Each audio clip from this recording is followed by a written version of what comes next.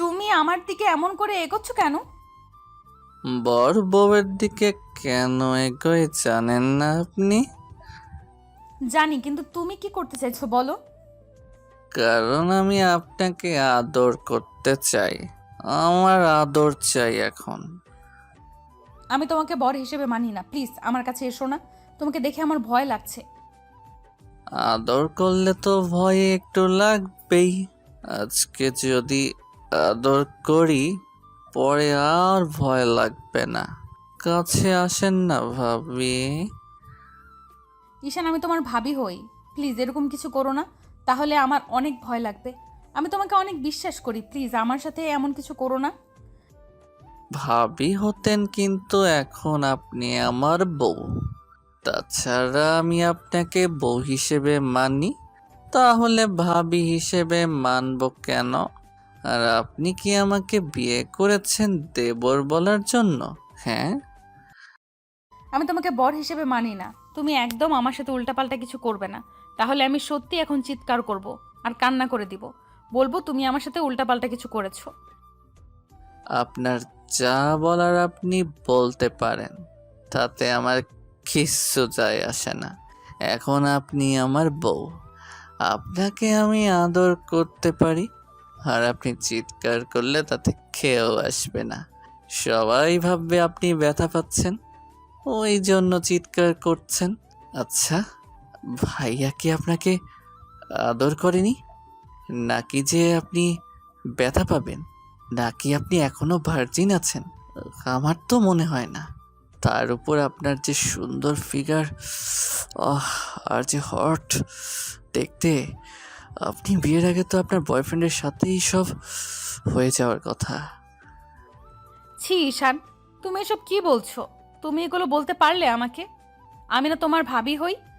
তুমি এগুলো আমাকে নিয়ে কি করে চিন্তা করতে পারো? পারো না, প্লিজ। আপনি আমাকে যা ভাবার ভাবতে পারেন। তাছাড়া আপনি তো দেখতে সত্যি অনেক হট অ্যান্ড সেক্সি। তাছাড়া ভাইয়ার সাথে আপনার কিছু না হলেও আপনার তো বয়ফ্রেন্ড ছিল, তাই না? তাহলে তার সাথে কিছু হয়নি? ঈশান, আমি কিন্তু তোমার ভাবি হই। তুমি আর একটা বার এসব উল্টাপাল্টা কথা বললে আমি তোমার গায়ে হাত তুলতে বাধ্য হব। সেটা কি খুব ভালো হবে?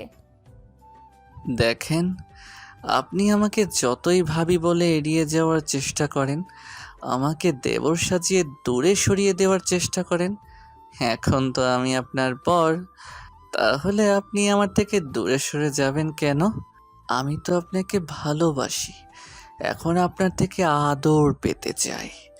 তাহলে আপনি আমাকে আদর করতে দিবেন না কেন? নাকি আমি দেখতে খারাপ ভাবি বলেন? আপনি তো বলতেন যে বিয়েটা করে নেবেন।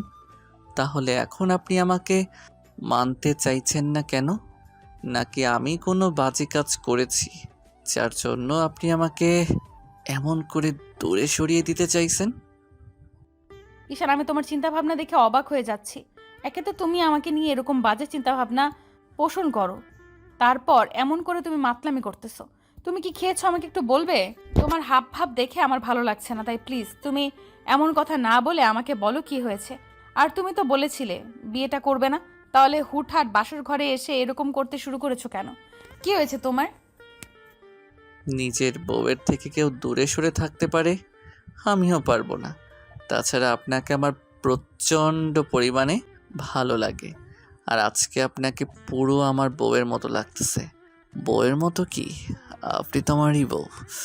তাছাড়া চিন্তা ভাবনা পোষণ করার কি আছে, এখনকার মেয়েরা তো এরকমই। আর ভাইয়ার সাথে তো আপনার সবই হওয়ার কথা, কারণ 3টা মাস আপনার সাথে ভাইয়ার বিয়ে হয়েছিল। হাহ, তাহলে আপনি কিভাবে ভার্জিন সেটা বলতে চাইছেন? তুমি আমাকে যেমনটা ভাবছো আমি অতটা বাজে মেয়ে নই। দেখো, তোমার ভাইয়া আমাকে বিয়ে করেছিল ঠিকই, কিন্তু সে অন্য কাউকে ভালোবাসতো। তোমার আব্বু তাকে ত্যায্য পুত্র করে দিয়েছিল দেখেই আমাদের বিয়ে দিয়েছিল। আমি বিয়ের 1 মাস পর জানতে পেরেছি তোমার ভাইয়া কারোর সাথে রিলেশনে আছে, কিন্তু তখনও আমাকে ইগনোর করে যেত। আমি তাকে বারবার মায়ে ফেলার চেষ্টা করেছি, কিন্তু সে আমাকে ভালোবাসেনি। আমি যখন বুঝতে পারলাম তখন বাসায় বলে দিই, আর তখন আব্বু আম্মু আমাকে বারণ করেছিল। তোমার বাসায় বলতেই আম্মু বলেছিল মেয়েদেরকে তার স্বামীকে আঁচলে বেঁধে বেঁধে রাখতে হয়। আমিও সেটাই চেষ্টা করেছিলাম, কিন্তু তার বিপরীত হবে তোমার ভাইয়া যে বাসা থেকে চলে যাবে, সেটা আমি ভাবতেই পারিনি। ও, তার মানে আপনি বলতে চাইছেন যে বিয়ের আগে আপনি যাই করেছেন না কেন, না করেছেন, কিন্তু ভাইয়ার সাথে আপনার কিছুই হয়নি, তাই তো? তাতে কি, বিয়ের আগে তো আপনার বয়ফ্রেন্ড ছিল, তাহলে আপনার বয়ফ্রেন্ড আপনাকে আদর করেনি, ভালোবাসেনি? ঈশান, তুমি কিন্তু বাড়াবাড়ি করে ফেলছো। আমি তোমার থেকে সিনিয়র আর তোমার ভাবি, আর ভাবিকে তুমি এসব বাজে বাজে প্রশ্ন করতে পারো না। দেখেন, আপনি এসব উল্টাপাল্টা কাজ করতে পারবেন, আর আমি আপনাকে একটা প্রশ্ন করলেই দোষ। একদম আমার উপর রাগারাগি করবেন না। এখন কিন্তু আমি আপনার বর, আর আপনি কাকে ভাবি বলে দাবি করতে বলছেন? একটা সময় আপনি আমার ভাবি ছিলেন, কিন্তু আমি আপনার দেবর থাকলেও এখন আপনাকে বউ হিসেবে মানি আর আদর করতে চাই। ওই জন্যই বাসর ঘরে এসেছি, আপনি কিন্তু আমাকে আজকে আদর করতে দিবেন। অনেক ভালোবাসবো আপনাকে আজকে। আচ্ছা ঠিক আছে, তুমি যখন বিশ্বাস করতে চাইছো না, তাহলে তোমাকে আমি আমার এক্স বয়ফ্রেন্ডের সাথে কথা বলিয়ে দিব। আর তুমি আমার ফ্রেন্ডগুলোর কাছে শুনবে, আমি ওদের কাছে সবই শেয়ার করতাম। আর যদি তোমার সন্দেহ হয়, তাহলে তুমি সেটা চেক করে দেখতে পারো। আর তাছাড়া আমার কোনো ইন্টেনশন ছিল না বিয়ের আগে কারোর সাথে এরকম কিছু করার। আমার বয়ফ্রেন্ড আমাকে অনেকবার বলেছিল, তাই আমি ওর সাথে ব্রেকআপ করে দিয়েছি। আর এখন তুমি যে আমাকে এমন করে সন্দেহ করবে, আমি সেটা ভাবতেই পারিনি। তুমি আজকে যাকে বিয়ে করেছো না, সে এখনো পিওর ভার্জিন, ভার্জিন আছে। তুমি সেটা বিশ্বাস করো বা নাই করো। তাহলে তো হয়েই গেল। আমি যেমন বউটা চাইছিলাম তেমনটাই পেয়েছি। তারপরও ভয় পেয়ে গেছিলাম যে ভাইয়া তো আপনার সাথে সব করে নিয়েছে, কিন্তু আমার বিশ্বাস হচ্ছিল না যে ভাইয়া আপনার সাথে কিছু করতে পারে। কারণ ওই মেয়েটার সাথে ভাইয়ার বিয়ের আগে সব কিছু হয়ে গেছিল, সেটা আমি কয়েকটা দিন আগেই জানতে পারলাম। আর ওই মেয়েটা এখন প্রেগনেন্ট। ভাইয়া ওকে নিয়ে দেশের বাইরে চলে গেছে। যাওয়ার আগে আমার সাথে কথা হয়েছিল, ভাইয়া বলেছিল আব্বু আম্মুকে বোঝাতে, আর না হলে আপনাকে বিয়ে করে নিতে। আমি মানতে পারছিলাম না, ভাইয়ার উপর অনেকটা রাগ করেছিলাম। ভাইয়া আমাকে অনেক রিকোয়েস্ট করেছিল, কারণ ওই মেয়েটা নাকি সুইসাইড করার চেষ্টা করেছিল, বলেই ভাইয়া এটা করতে বাধ্য হয়েছে। এখন আপনি যদি আমাকে মেনে না নেন, তাহলে আমি আর কি করব বলেন? কি করবে মানে? তুমি আমার থেকে দূরে সরে থাকার চেষ্টা করবে, আমার থেকে অনেক দূরে যাবে। আমি তোমাকে কখনোই বর হিসেবে মানবো না, তোমাকে ভালোবাসতে পারবো না। পাগল নাকি পায়জামা, যে আমি আমার বউকে ছেড়ে দূরে থাকবো? কখনো না। 22টা বছর দেরি করে বউ পেয়েছি, তার উপর বউকে দূরে সরিয়ে রাখবো কখনো? কেন? আমি তো প্রথমে আপনাকে মানতে চাইছিলাম না, কিন্তু আব্বু আম্মুকে অনেক বুঝিয়েছে, আমার বোনটা আমাকে অনেক বুঝিয়েছে। বলেছে বউকে আদর করতে হয়, ভালোবাসতে হয়, তাহলে সে লাইনে আসবে। দেখেন, আপনি যেমনই হন, আমি আপনাকে বিয়ে করেছি ভালোবাসার জন্য, তাই প্লিজ আমাকে দূরে সরিয়ে দিবেন না। কিন্তু ঈশান, আমি তোমাকে ভালোবাসতে পারবো না। তুমি খুব ভালো করেই জানো তোমার ভাইয়ার সাথে আমার বিয়ে হয়েছিল। আর যে ছেলেটাকে আমি নিজের ছোট ভাইয়ের মতো ভেবে আসছি, তাকে কি করে নিজের স্বামীর জায়গাটা দিব বলো? তুমি এত সহজে পাল্টি খেলে কি করে? তুমি না বলতে যে তুমি আমাকে বিয়ে করবে না, তাহলে এখন আবার এরকমভাবে উল্টাপাল্টা কথা বলছো কেন? তুমি কি খেয়ে এসেছো সেটা বলো তো। আপনার যা ভাবার আপনি ভাবতে পারেন। আমি আজকে আপনার প্রেমে পাগল হয়ে গেছি, প্রেমে মাতাল হয়ে গেছি। আপনার আদর আমার চাই, আপনাকে আমি কাছে পেতে চাই, অনেক বেশি ভালোবাসতে চাই। প্লিজ আমাকে আটকাবেন না, না হলে আমাকে জোর করে সবটা করতে হবে। আর আটকাবেন কি, আজকে আপনি চাইলেও আমাকে আটকাতে পারবেন না, তাহলে সেটা আপনার জন্য খুব খারাপ হবে। আমি জোর করে আপনাকে আদর করব, ভালোবাসবো। তুমি আমার সাথে এমনটা করতে পারো না, আমি তোমাকে খুব ভালো ছেলে বলেই জানি। আর তুমি যদি এরকমটা করো, তোমার উপর যতটুকু বিশ্বাস আমার আছে, তাহলে সেইটুকু বিশ্বাস হারিয়ে যাবে। আমি তো এটাই বুঝতে পারছি না যে আপনার আমার উপর থেকে বিশ্বাসটা হারিয়ে যাবে কেন? আমি না এখন আপনার স্বামী, আমি আপনাকে আদর করতেই পারি। তাছাড়া আমি তো আপনাকে ভালোবেসে ফেলছি। আপনি জানেন না, আপনাকে প্রচণ্ড পরিমাণে আমার কাছে পেতে ইচ্ছা করছে। প্লিজ একটু কাছে আসেন না, এভাবে আটকে দিয়েন না আমাকে। তোমাকে আর কত বোঝাতে হবে যে আমি এটা করতে পারবো না? তুমি খুব ভালো করেই জানো যে আমি তোমাকে ছোট ভাইয়ের মতো দেখি। আমাদের মাঝে দেবর আর ভাবির সম্পর্ক, তোমার আর আমার মাঝে। তাহলে তুমি কি করে বলতে পারছো এরকম কথা? তুমি কেন বুঝতে চাইছো না যে আমি তোমাকে কখনোই স্বামীর অধিকারটা দিতে পারবো না? তুমি শুধু শুধু পাগলামি করে আমাকে বিয়েটাই করলে। তোমাকে আমি বোঝাতেই পারলাম না এসব সম্ভব না ঈশান। বারবার এসব কথা বলে আমাকে রাগিয়ে দিয়েন না প্লিজ। তারপর উল্টাপাল্টা কিছু একটা করে ফেললে তখন কিন্তু আপনারই খারাপ লাগবে। সেটা কি খুব বেশি ভালো হবে বলেন? আমি জানি আপনার কোথাও কোনো রিলেশন ছিল না, তাহলে কেন আমাকে স্বামী হিসেবে মেনে নিতে পারবেন না বলেন? কি সমস্যা আপনার আমাকে মেনে নিতে?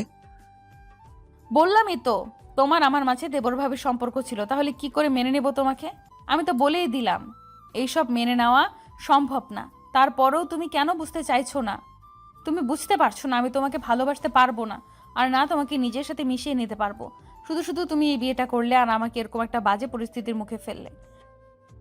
তার মানে আপনি আমাকে কাছে পেতে চান না? আচ্ছা, ভাইয়ার মতো আমিও যদি আপনার থেকে হারিয়ে যাই তাহলে তখন কি করবেন আপনি? ঈশানের মুখে এমন কথা শুনে আদ্রিতা অসহায়ভাবে ওর মুখের দিকে তাকিয়ে রইল। আদ্রিতার মুখটা নিমেষের মধ্যে কালো হয়ে গেছে। ঈশান বুঝতে পারল আদ্রিতার ভেতরে একটা খারাপ লাগা কাজ করছে। এমনিতেই প্রথমবার ভাইয়াকে বিয়ে করার পর যখন ওর ভাইয়া ওদেরকে ছেড়ে চলে গেছে, তখন আদ্রিতা অনেকটা আপসেট ছিল, অনেক কান্নাকাটি করেছিল। আদ্রিতার মুখটা কালো দেখে ঈশান বলতে লাগলো, সামান্য একটু কথাটা সহ্য করতে পারলেন না? তাহলে যদি সবসময় এরকম ইগনোর করে দূরে সরিয়ে দেন তখন আমিও আপনার থেকে দূরে সরে যাব। যদি ভাইয়ার মতো অন্য কারো প্রতি আসক্ত হয়ে পড়ি সেটা মেনে নিতে পারবেন না। কখন আমাকে কাছে পাবেন না, তখন না শত চাইলেও আমাকে আর নিজের করে পাবেন না। ভালোবাসাটাকে আগলে রাখতে হয়, সেটা কি আপনি জানেন না? তাহলে ন্যাকামিটা করেন কেন? আদ্রিতা মাথা নিচু করে রইল। ঈশান দুলতে দুলতে একটা জায়গায় গিয়ে বসে পড়লো আর বলল, সত্যি করে একটা কথা বলেন তো, আমার কি দোষ ছিল এতে? আমার কি ইচ্ছে করে না নিজের বউকে ভালোবেসে কাছে টেনে নিতে, তাকে আদর করতে? নাকি তাকে কাছে পাওয়ার কোনো অধিকার আমার নেই বলেন? ঈশান, আমি জানি আমার দোষ এটাই যে আমি আপনার জুনিয়র, আপনার দেবর ছিলাম। আপনার থেকে আমার মাত্র 3টা বছরের ডিফারেন্স, তাহলে কেন আপনি আমাকে ভালোবাসতে পারবেন না? কি এমন অন্যায় করেছি আমি যার জন্য আপনি আমাকে স্বামীর অধিকার দিতে পারবেন না? আচ্ছা, আপনি তো সময় নিলে পারেন, তারপরও আপনি সেটা করতে চাইছেন না। কি এমন সমস্যা আমার মধ্যে? আমি দেখতে খারাপ, বাজে ছেলে যার জন্য আপনি আমাকে ভালোবাসতে পারবেন না? তাহলে বিয়ে করেছিলেন কেন? আমার কি কোনো ইচ্ছা স্বপ্ন থাকতে পারে না? 22টা বছর ধরে নিজের মধ্যে ভালোবাসাটাকে জমিয়ে রেখেছি। কখনো কাউকে ভালোবাসিনি শুধু বউকে ভালোবাসবো বলে। আর এমন একজনকে বিয়ে করলাম যে কিনা কিছুদিন আগেও আমার ভাইয়ার বউ ছিল। আর ভাইয়া এরকম একটা পরিস্থিতিতে ফেলে তার বউকে আমাকে বিয়ে করতে বাধ্য করলো। এই দোষটা কি আমার বলেন? আমি তো পরিস্থিতিটাকে মেনে নিয়েছিলাম, ভাগ্যটাকে মেনে নিয়ে আপনার সাথে সবটা নতুন করে সাজানোর চেষ্টা করেছিলাম। আপনি কি করলেন? আমার সবটা ভেঙে দিলেন। আমি বাসর ঘরে আসতেই আপনি আমাকে এমন রিজেক্ট করলেন। আসলে ভালোবাসাটা আমার জন্য না। আমি যদি আর 10টা ছেলের মতো বকাটে হতাম তাহলে আপনি ঠিকই আমাকে ভালোবাসতেন। আমার মধ্যে না কোনো বাজে নেশা আছে, না কোনো মেয়ের সাথে আমি রিলেশনে আছি। আসলে কি বলেন তো, আমি না এখন আপনার থেকে কোনো কেন জানি দূরেই থাকতে পারছি না, আর আপনি আমাকে এমন করে দূরে সরিয়ে দিচ্ছেন। প্লিজ ঈশান, এগুলো বলো না, আমি এগুলো শুনতে পারছি না। প্লিজ এসব বলো না। আজকে এগুলো আপনাকে শুনতেই হবে। আপনি যদি আমাকে বিয়েটা নাই করবেন তাহলে কালকে রাতেও আমাকে বলতে পারতেন আমি বিয়েটা করতাম না। সেটা না করে ঢং দেখিয়ে বিয়েটা করলেন। কিন্তু এখন আমাকে মানতে পারবেন না বলছেন। আমার কি কোনো ইচ্ছা স্বপ্ন নেই, নাকি আমার স্ত্রীর কাছ থেকে আমার কোনো চাহিদা থাকতে পারে না বলেন? ছি, তোমার চিন্তা ভাবনা এতটা বাজে। তুমি এসব চিন্তা আমাকে নিয়ে করতে পারো কি করে ঈশান? হ্যাঁ জানি আমি বাজে, আমি ফাজিল একটা ছেলে, ওই জন্য কেউ আমাকে কখনো ভালোবাসেনি। আমার চেহারাটা বাজে, ওই জন্য আপনি আমাকে ভালোবাসতে চাইছেন না তো। কিন্তু দেখবেন একটা সময় আপনি নিজে থেকে আমাকে ভালোবাসতে চাইবেন, তখন না অনেক বেশি দেরি হয়ে যাবে। হয়তো দূরে কোথাও হারিয়ে যাব, না হলে অন্য কারো মায়ায় পড়ে যাব। আমি আর এইভাবে নিজেকে কষ্ট দিব না। অনেক নিজের ভালোবাসাটাকে নিজের মধ্যে জমিয়ে রেখেছি, তারপরও কারো মাঝে সেটা বিলিয়ে দেইনি, শুধু বউকে ভালোবাসবো বলে। আর আজকে বাসর ঘরে আসার পর আপনি এমন কিছু বললেন, এসব কথা শোনার পর মনে হচ্ছে এই বিয়েটা না করাটাই আমার জন্য শ্রেয় ছিল। ঈশানের এরকম কথা শুনে আদ্রিতা ফ্যাল ফ্যাল করে ওর মুখের দিকে তাকিয়ে রইল। আদ্রিতা বুঝতে পারছে ঈশান ওর কথাগুলো শোনার পর কতটা কষ্ট পেয়েছে, যার জন্য সব কথা বারবার বলেই যাচ্ছে। ঈশান জানে আদ্রিতা এত সহজে কাছে আসতে দেবে না, না ওকে আদর করতে দেবে, যার জন্য ঈশানের প্রচণ্ড পরিমাণে রাগও হচ্ছিল। তার উপর ঈশান এরকম একটা নেশার ওষুধ খেয়েছে যার জন্য ওর ভেতর খুব উত্তেজনা কাজ করছে। ঈশান একটা নেশার দৃষ্টিতে আদ্রিতার দিকে তাকিয়ে আছে। আর যদি ওকে বারণ করে চলেছে, তাই ঈশান বেশ কিছুক্ষণ ওর দিকে তাকিয়ে রইল। তারপর একটা সময় ওর অনেকটা কাছে চলে গেল। আদ্রিতা পেছাতে পেছাতে দেয়ালের সাথে ঠেকে গেল। ঈশান আদ্রিতাকে জোর করে কাছে টেনে নেয়। আদ্রিতা একদম ভয় পেয়ে চুপসে গেছে। ঈশান আলতো করে ওর ঠোঁটের উপর আঙ্গুল দিয়ে স্লাইড করে বলল, কোনো কথা নেই, আজকে রাতে শুধু আমি আর আপনি, আপনি আর আমি দুজন দুজনকে ভালোবাসবো। আপনি তো ভাইয়ার আদর পাননি, আজকে দেখবেন আমি আপনাকে কত ভালোভাবে আদর করে দিই। আপনার ভালো লাগবে, প্লিজ আমাকে আটকাবেন না। আর আমি তো আপনার স্বামী, কি করে আটকাবেন আমাকে? আমি জানি আপনি কখনো আমাকে আটকাবেন না। হ্যাঁ, এটা ঠিক যে মেনে নিতে সমস্যা হবে, তারপরও আজকে আদর করে দেখেন, আপনি আমাকে ভালোবাসতে শুরু করবেন। ঈশান প্লিজ আমার সাথে এমন করো না। তুমি জানো আমি তোমার ভাইয়ার বউ ছিলাম, তাহলে তুমি কেন আমার সাথে এমন মিসবিহেভ করছো? তুমি আমাকে একটু সময় দিবে না প্লিজ? এরকমটা করো না, আমি জানি তুমি এমনটা কখনো করবে না। কেন করব না? নিজের বউয়ের সাথে না করলে কার সাথে করব? আর আপনি বারবার ভাইয়ার কথা বলছেন। আপনি তো ভাইয়াকে ভালোবাসতেন না, ভাইয়ার ভালোবাসা পাননি।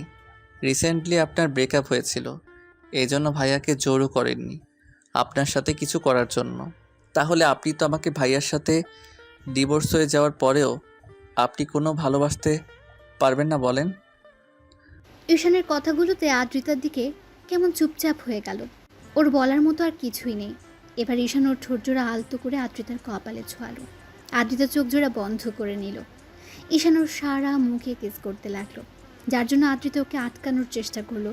ঈশান ওর হাতগুলো পেছনের দিকে নিয়ে আটকে দিয়ে তারপর এক হাতে ওর মুখের পাশে রেখে তারপর ওর ঠোঁটজোড়া দখল করে নিল। আদ্রিতা কোনো উপায় না পেয়ে একদম জড়সড় হয়ে গেল। আজকে প্রথম কোনো পুরুষের স্পর্শ আদ্রিতার ঠোঁটে পড়ল। ওর শরীরের মধ্যে যেন এক প্রকার কারেন্ট বয়ে গেল। ও একদম পাথরের মতো দাঁড়িয়ে আছে। ঈশান ওর ঠোঁটে পাগলের মতো কেস করতে শুরু করলো। আদ্রিতার নিঃশ্বাস ভারী হয়ে আসছে। ও জানতো না এমন করে ঈশান ওকে স্পর্শ করতে শুরু করবে। ঈশানের আব্বু আম্মু আদ্রিতাকে অনেক বুঝিয়েছে আর আদ্রিতাকে বিয়ে করে নিতে বলেছে।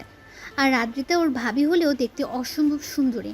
তার উপর রিসেন্টলি কয়েকদিন আগে ঈশানের ভাইয়া অন্য একটা মেয়ের সাথে পালিয়ে গেছে।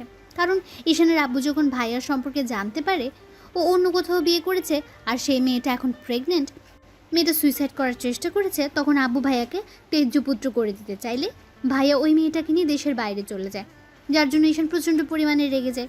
ওই রকম একটা কার্যকাণ্ডে আর শেষ পর্যন্ত সম্মান বাঁচানোর জন্য দায়িত্ব পড়ে ঈশানের ঘাড়ে। আর আদ্রিতাকে ঈশানের বিয়ে করতে হয়। ঈশানের আদ্রিতা দুজনেই বারণ করছিল। তারপর একটা সময় আব্বু অনেক রিকোয়েস্ট করতে আর ঈশানের বোন ওকে বোঝাতেই ঈশান ভাবে বিয়েটা করেই নেবে। আব্বুর সম্মান বাঁচাতে আর রাতে যেন ওদের মাঝে কিছু একটা হয় তার জন্য ঈশানের ছোটো বোন প্ল্যান করে ওকে একটা নেশার ওষুধ খাইয়ে দিয়েছিল, যেন আদ্রিতা ওকে ছেড়ে যেতে না পারে। কারণ আদ্রিতা বিয়েতে রাজি ছিল না, শুধু আব্বুর রিকোয়েস্টে রাজি হয়েছিল। ওরা চেয়েছিল ওদের জন্য একটা বেবি চলে আসে, সেটা খুব শীঘ্রই। আদ্রিতা যেন ওদের ছেড়ে যেতে না পারে, এজন্য আম্মু আর ঈশানের বোন ওকে দুধ খাওয়ানোর নামে দুধের সাথে মিশে একটা নেশার ওষুধ খাইয়ে দেয়। ওষুধটার কাজ শুরু করতে আরম্ভ করলে ঈশানের বোন ওকে বাসর ঘরে পাঠিয়ে দেয়। ঈশান বাসর ঘরে এসে দেখে আদ্রিতা বিছানার উপর গোমটা দিয়ে বসে আছে। তারপর যখন উঠে এসে ওকে সালাম করতে যায় তখন ঈশান ওকে উঠিয়ে নেয়। তারপর বুকের সাথে জড়িয়ে ধরতে আদ্রিতা ওকে ছেড়ে দিয়ে কিছুটা দূরে সরে গেল। তখন ঈশান আর আদ্রিতার মাঝে কি কথা হলো সেটা তো আপনারা জানতেই পারলেন। তো ঈশান আদ্রিতার ঠোঁটজোড়া ছেড়ে দিয়ে ওর সারা মুখে কিস করতে শুরু করে। তখন আদ্রিতা ওকে সরানোর জন্য বলতে শুরু করলো, ঈশান প্লিজ আমাকে ছেড়ে দাও, তুমি আমার সাথে এমনটা করতে পারো না। অন্তত তুমি তো আমাকে কয়েকটা দিন সময় দিবে আমাকে একটু মানসিকভাবে প্রস্তুতি নেওয়ার জন্য। তুমি সেটা না করে এরকম করতেছো, প্লিজ আমাকে ছেড়ে দাও। মানসিকভাবে তৈরি হওয়ার জন্য অনেক সময় পাবেন। আজকে আমার আদর করতে ইচ্ছা করছে আপনাকে। আপনাকে কেউ আদর করেনি। আমি আমার ভার্জিন বউটাকে আজকে অনেক আদর করব, পরিপূর্ণতায় ভরিয়ে দেব। প্লিজ আমাকে বাধা দিয়েন না, তাহলে কিন্তু আপনারই কষ্ট হবে। আপনি আমার বুকের সাথে জড়িয়ে ধরে রাখেন, আমার সাথে রেসপন্স করেন, দেখেন আপনার ভালো লাগবে। আদ্রিতা কিছু বলে ওঠার আগে ঈশান ওকে কোলে তুলে নিল, তারপর ব্যাডে শুইয়ে দিল। আদ্রিতা কিছু বলার আগে ঈশান ওর সারা মুখে, নাকে, কানে, গলায় আর ঘাড়ে কিস করতে লাগলো। আর আদ্রিতা ভাবছে এই পাগলটাকে এখন কি করে শান্ত করবে, হয়তো পারবে না। আর এখন ঈশান ওর স্বামী, তাই চাইলে ওকে আটকানো সম্ভব না। আর আদ্রিতা ঈশানের শরীরের উত্তাপে বুঝতে পারছিল ও হয়তো নেশা করে এসেছে। না হলে যে ছেলেটা ওর সাথে ভালোভাবে কথাই বলতে পারতো না, সে ছেলেটাই আজকে ওকে এমন করে স্পর্শ করছে। ঈশান পুরো মাতাল মাতাল হয়ে আছে।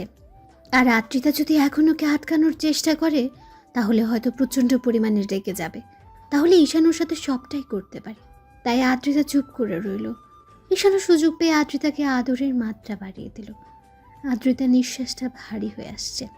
ওর বুকটা ক্রমশ ওঠানামা করছিল। আদ্রিতার গরম নিঃশ্বাসের শব্দে ঈশান বুঝতে পারছিল ও প্রচণ্ড পরিমাণে উত্তেজিত হয়ে গেছে।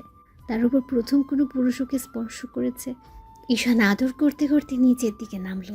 তারপর হুটহাট করে আদ্রিতার বুকের উপর থেকে শাড়ির আঁচলটা সরিয়ে দিতে ও চোখ জোড়া বন্ধ করে নিল। ঈশানও সাথে সাথে আদ্রিতার বুকের উপর ডিপলি কয়েকটা কিস করে দিল। ঈশানার স্পর্শে আদ্রিতার মধ্যে অজানা এক শিহরণ বয়ে গেল। ও প্রচণ্ড পরিমাণে কেঁপে উঠল। আদ্রিতা আর থাকতে না পেরে ঈশানকে বুকের সাথে খুব শক্ত করে চেপে ধরল।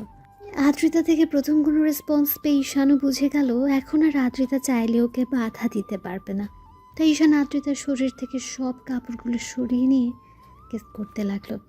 ঈশানের প্রতিটা স্পর্শে আদ্রিতা কেঁপে কেঁপে উঠছিল আর দুই হাত দিয়ে ঈশানের চুলগুলো আঁকড়ে ধরেছিল। ও অনেকটা উত্তেজিত হয়ে গেছে। এমন পাগল করা স্পর্শগুলো আদ্রিতা সহ্য করতে না পেরে দাঁত দিয়েও ঠোঁটজোড়া কামড়ে ধরল। আদ্রিতা রেসপন্স না করলেও ঈশানকে আর আটকানোর চেষ্টা করছে না। ঈশান পুরো উত্তেজিত হয়ে গেছে। তারপর একটা সময় নিজেও শরীর থেকে সবটা খুলে ফেলল। তারপর আদ্রিতাকে আবার আদর করতে শুরু করলো। ঈশানের আদরের মাত্রাটা আস্তে আস্তে দ্বিগুণ হয়ে যাচ্ছে। আদ্রিতার থাকতে না পেরে রেসপন্স দিতে আরম্ভ করলো। তো একটা সময় ঈশান কিস করতে করতে আদ্রিতার নাভি অবধি চলে গেল। তারপর নাভি থেকে বেশ কিছুক্ষণ করে তাকিয়ে রইল। আদ্রিতার কিউট আর হট নাভিটা ঈশানকে আরও উত্তেজিত করে দিচ্ছিল। ঈশানের স্পর্শ না পেয়ে আদ্রিতার চোখ খুলল। ঈশান ট্যাপ ট্যাপ করে ওর নাভিটার দিকে তাকিয়ে আছে। এবার ঈশান আদ্রিতার মুখের দিকে তাকালো। তখন ও বলল, কি দেখো এমন করে? আপনার নাভিটা না অনেক কিউট আর হট। আর নাভির পাশের তিলটা না এত বেশি হট লাগছে, যার জন্য আদর করে ভরিয়ে দিতে ইচ্ছা করছে। আদ্রিতা উত্তেজনার ঘোরেও ঈশানের কথাতে লজ্জা পেয়ে পুরো লাল হয়ে গেল। ও কিছু বুঝে ওঠার আগে ঈশান নাভিতে নাক ডুবিয়ে দিল। আদ্রিতা এবার ঘন ঘন নিঃশ্বাস ফেলতে লাগলো। ও বারবার ঈশানের চুলগুলো শক্ত করে দু হাত দিয়ে খামচে ধরেছে। পুরো রুমটা জুড়ে শুধু দুজনের নিঃশ্বাসের শব্দটাই ভেসে বেড়াচ্ছে। ঈশান আদ্রিতার নাভিতে কয়েকটা ডিপ কিস করলো আর সাথে অসংখ্য লাভ বাইট দিল। তাতে আদ্রিতা ঈশানকে আরও শক্ত করে ওর নাভির সাথে চেপে ধরল। তারপর ঈশানও আর দেরি না করে আদ্রিতাকে ভালোবাসার গভীর স্পর্শ দিতে লাগলো। ওর প্রথম স্পর্শটা পেতে আদ্রিতা একদম শিউরে উঠল আর ওকে শক্ত করে আঁকড়ে ধরল। আদ্রিতার নখগুলো ঈশানের পিঠে বসে যাচ্ছে, সেদিকে ওর কোনো খেয়াল নেই। ঈশান শুধু ওকে স্পর্শের উপর স্পর্শ দিয়ে যাচ্ছে আর পুরো রুমটা জুড়ে শুধু দুষ্টু মিষ্টি কিছু শব্দ ভেসে বেড়াতে লাগলো। আর আদ্রিতা না চাইতে ওর দেবর জুনিয়র মাতাল বরটাকে নিজের বুকের সাথে জড়িয়ে নিচ্ছে। তারপর একটা সময় ঈশান ক্লান্ত হয়ে আদ্রিতার বুকে মাথা দিয়ে ওকে জড়িয়ে ধরে ঘুমিয়ে পড়লো। আদ্রিতা কেমন যেন ওর মুখের দিকে তাকিয়ে রইল। তারপর দুজনের উন্মুক্ত শরীর দিকে তাকিয়ে তারপর কোনো রকম একটা চাদর টেনে দিয়ে ঈশানকে ওভাবেই জড়িয়ে ধরে রেখে ওর চুলের মধ্যে এক হাত নিয়ে খেলা করতে লাগলো আর চোখের জল ফেলতে লাগলো। আদ্রিতা ভাবতেও পারেনি আজকে ওর লাইফে এমন কিছু ঘটে যাবে। ভেবেছিল ঈশান হয়তো ওর কথাটা মানবে, কিন্তু ঈশান নেশা করে আসছে সেটাও জানতো না। আর তারপর ওর সাথে এমন কিছু করবে সেটা ধারণারও বাইরে ছিল। আদ্রিতা সারাটা রাত আর ঈশানকে সরানোর চেষ্টা করছিল না। ওর মনে শুধু একটু আগে ঈশানের বলা কথাগুলোও মনে পড়তে ভাবছিল, ঈশান তো ঠিকই বলেছে, ও তো এখন আমার স্বামী। আমি চাই বা না চাই ওকে আমার মেনে নিতেই হবে। আজকে হোক বা কালকে হোক, ও তো আমাকে ভালোবাসবেই। তাছাড়া ও আমার থেকে ওর এইটুকু ডিজার্ভ করতেই পারে, এটা সাধারণ বিষয়। তাহলে আমি কেন ওকে এরকম রিয়্যাক্ট করছি? এই জন্যই কি ওকে মেনে নিতে পারছি না? কারণ ও আমার দেবর ছিল, আমার বরের ছোট ভাই ছিল। কিন্তু এখন তো ওই মানুষটার সাথে আমার কোনো সম্পর্ক নেই। যে আমাকে ঠকিয়েছে তার জন্য আমি অন্যের ভালোবাসাটা কেন নষ্ট করব? যে আমাকে কষ্ট দিয়েছে তার দেওয়া কষ্টটা আমি আরেকজনকে কেন দেব? হ্যাঁ, ওকে হয়তো মেনে নিতে কষ্ট হবে, কিন্তু আজকে ও যেটা জোরপূর্বক করেছে, এটা না করলে বুঝতেই পারতাম না স্বামী স্ত্রীর মাঝে এত ভালো মুহূর্ত থাকতেই পারে। তাছাড়া একটা স্বামী তার বউকে এরকম করে ভালোবাসতে পারে। আর যখন আমার কাছে আসলো তখন এত বেশি অস্বস্তি লাগছিল, তাহলে এখন এরকমটা হচ্ছে কেন? ও আমার বুকে শুয়ে আছে, তারপরও তো আমি ওকে সরিয়ে দিচ্ছি না। তাহলে কি আমি ওকে ভালোবাসতে পারবো? আচ্ছা, যখন আমাকে আদর করছিল তখন তো আমি ওকে সরিয়ে দিতে পারলাম না। কি করব, আমি তো কিছুই বুঝতে পারছি না। ওকে ভালোবাসতে পারবো নাকি দূরে সরিয়ে দিব? তাছাড়া ও এখন আমার স্বামী, আমি কি করে ওকে দূরে সরিয়ে দিব? তার উপর আব্বু আম্মু আমাকে এত বেশি ভালোবাসে, নিজের মেয়ে ভাবে। আমি কি ওকে কষ্ট দিব? যার জন্য এরকম একটা পরিস্থিতিতেও এই বাড়িতে আবারও দ্বিতীয়বার বউ করে এনেছে। তাহলে কেন আমি ওকে মেনে নিতে পারবো না? এত ভালোবাসা যারা আমাকে দিয়েছে তাদের ছেলেকে আমি কি করে কষ্ট দিব? আদ্রিতা এরকম করে ভাবছিল, ওর চোখ দিয়ে পানি পড়ছে। ভাবতে ভাবতে অনেকটা রাত গভীর হয়ে যায়, আর আদ্রিতাও ঈশানকে বুকে নিয়ে ঘুমিয়ে পড়ে। পরদিন জানালার গ্লাস ভেদ করে ভোরের মিষ্টি রোদের আলো এসে আদ্রিতার মুখে পড়ল। আদ্রিতার ঘুমটা ভেঙে গেল। ও চোখ জোড়া খুলতে বুকের উপর কিছু ভারী একটা অনুভব করলো। দেখলো ওকে খুব শক্ত করে জড়িয়ে ধরেছে, আর বাচ্চাদের মতো ওর বুকে মুখ গুজে আছে। আদ্রিতার মুখে আপনা আপনি একটা হাসি ফুটে উঠল। আবার পরক্ষণে কালকে রাতের কথা ভাবতে ওর হাসি মাখা মুখটা লজ্জায় একদম লাল হয়ে গেল। খেয়াল করলো ঈশান ওকে এত শক্ত করে জড়িয়ে ধরে রেখেছে, যার জন্য মনে হচ্ছে ওর বুকের মধ্যেই ঢুকে যাবে। আদ্রিতা কিছুক্ষণ ওর মুখের দিকে তাকিয়ে রইল। আদ্রিতা বারবার কালকের রাতের কথা ভেবে লজ্জায় পুরো লাল হয়ে যাচ্ছিল, কারণ কালকে রাতে ঈশান ওকে এত এত বেশি আদর করেছে, যেটা আদ্রিতার কল্পনাতেও ছিল না। ঈশান ওকে এত বেশি গভীরভাবে স্পর্শ করেছিল যে মুহূর্তটাকে আদ্রিতা কখনোই ভুলতে পারবে না। আদ্রিতা খেয়াল করলো ঈশানের পুরো মুখে আর সারা শরীরে লিপস্টিকের অসংখ্য ছাপ, যেটা দেখে ওর বুঝতে বাকি রইল না কালকে রাতে কি একটা কাজ করে ফেলেছে। সাথে সাথে ওর মুখটা লজ্জায় লাল হয়ে যাচ্ছে। এবার আদ্রিতা নিজে নিজে বলতে আরম্ভ করলো, ইস, এগুলো কখন করলাম? এগুলো যদি এই পিচ্চিটা দেখে তাহলে তো ও পুরো লজ্জায় ফেলে দিবে। ও তো প্রশ্নের উপর প্রশ্ন করেই চলবে, বলবে আমি ওকে ভালোবাসি না, তাহলে ও আমাকে স্পর্শ করলে তখন ওকে আটকে দিলাম না কেন? এইসব বলে বলে তো পিচ্চিটা আমাকে লজ্জায় পুরো শেষ করে দিবে। কি করে পারলাম আমি এমন একটা কাজ করতে? আদ্রিতা কথাগুলো ভাবছে আর লজ্জা মাখা হাসি দিচ্ছে। আবার পরক্ষণে ওদের কয়েকদিন আগেরকার সম্পর্কের কথাটা ভেবে মুখটা কালো হয়ে গেল। আর কালকে রাতে ঈশান যে ওকে জোরপূর্বক কাছে টেনে নিয়েছে, সেটা ভেবে আদ্রিতা কিছুক্ষণ চুপ করে রইল। ঈশান ঘুমিয়ে আছে, আর আদ্রিতার মনে হলো এখন ফ্রেশ হওয়া দরকার। প্রায় 8টা বেজে যাচ্ছে, কিন্তু পিচ্চিটা ওকে ছাড়ছে না। তাই আদ্রিতা ঈশানকে একটু ধাক্কা দিয়ে ডাকতে লাগলো। ঈশান, এই ঈশান ওঠো, অনেক বেলা হয়ে গেছে, এখন ছাড়ো আমাকে। আদ্রিতার ডাকাডাকিতে ঈশান তো উঠলোই না, বরং ওকে একটু ধাক্কা দিতে ঈশান চোখ মুখ কুঁচকে ওকে আরো শক্ত করে জড়িয়ে ধরলো। ঈশানের এমন কর্মকাণ্ডে আদ্রিতা এবার ফিক করে হেসে দিল। ঈশানের মুখটা একদম বাচ্চাদের মতো লাগছিল, তার উপর লিপস্টিকের অসংখ্য ছাপে মুখটা পুরো লাল হয়ে আছে।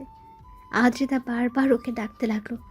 তখন ঈশান বলতে আরম্ভ করলো, আম্মু যাও তো, আমাকে একটু ঘুমাতে দাও না, আমার অনেক ভালো লাগছে এভাবে ঘুমাতে। এই ফাজিল, আমি তোমার আম্মু না, তোমার ভাবি। ছাড়ো আমাকে, তুমি ঘুমাও, আমাকে অন্তত যেতে দাও। ঈশান আর কোনো কথা বলল না, তাই আদ্রিতা ওকে জোর করে ছাড়িয়ে নিল। তখন ঈশান কিছু একটা খুঁজতে লাগলো। আদ্রিতা কোল বালিশটাকে এগিয়ে দিলে ঈশান কোল বালিশটা জড়িয়ে ধরল। আদ্রিতা বিছানা ছাড়তে বুঝতে পারলো শরীরে কিছু নেই, তাই কোনো রকম একটা চাদর পেঁচিয়ে তারপর ওয়াশরুমে চলে গেল। আদ্রিতা ওয়াশরুমে গিয়ে কিছুক্ষণ বেসিনের সামনে দাঁড়িয়ে নিজেকে দেখতে লাগলো। আদ্রিতা খেয়াল করলো ওর ঘাড়ে আর গলায় অসংখ্য কামড়ের দাগ, যার জন্য ওর প্রচণ্ড লজ্জা লাগছিল। আবার যখনই মনে হচ্ছিল কামড়গুলো ওর জুনিয়র বরটা দিয়েছে, দুদিন আগেও যে ওকে ভাবি বলে ডেকেছে, আর কালকে রাতে সেই জুনিয়র দেবটাই ওকে এত বেশি ভালোবেসেছে। ঈশান আদ্রিতার পূর্বের সম্পর্কের কথাটা মনে হতে ওর মুখটা কালো হয়ে গেল। আদ্রিতা একটা দোটানার মধ্যে আছে। একবার মনে হচ্ছিল ঈশানকে মেনে নিতে পারবে, আবার পরক্ষণে মনে হচ্ছিল হয়তো মানতে পারবে না।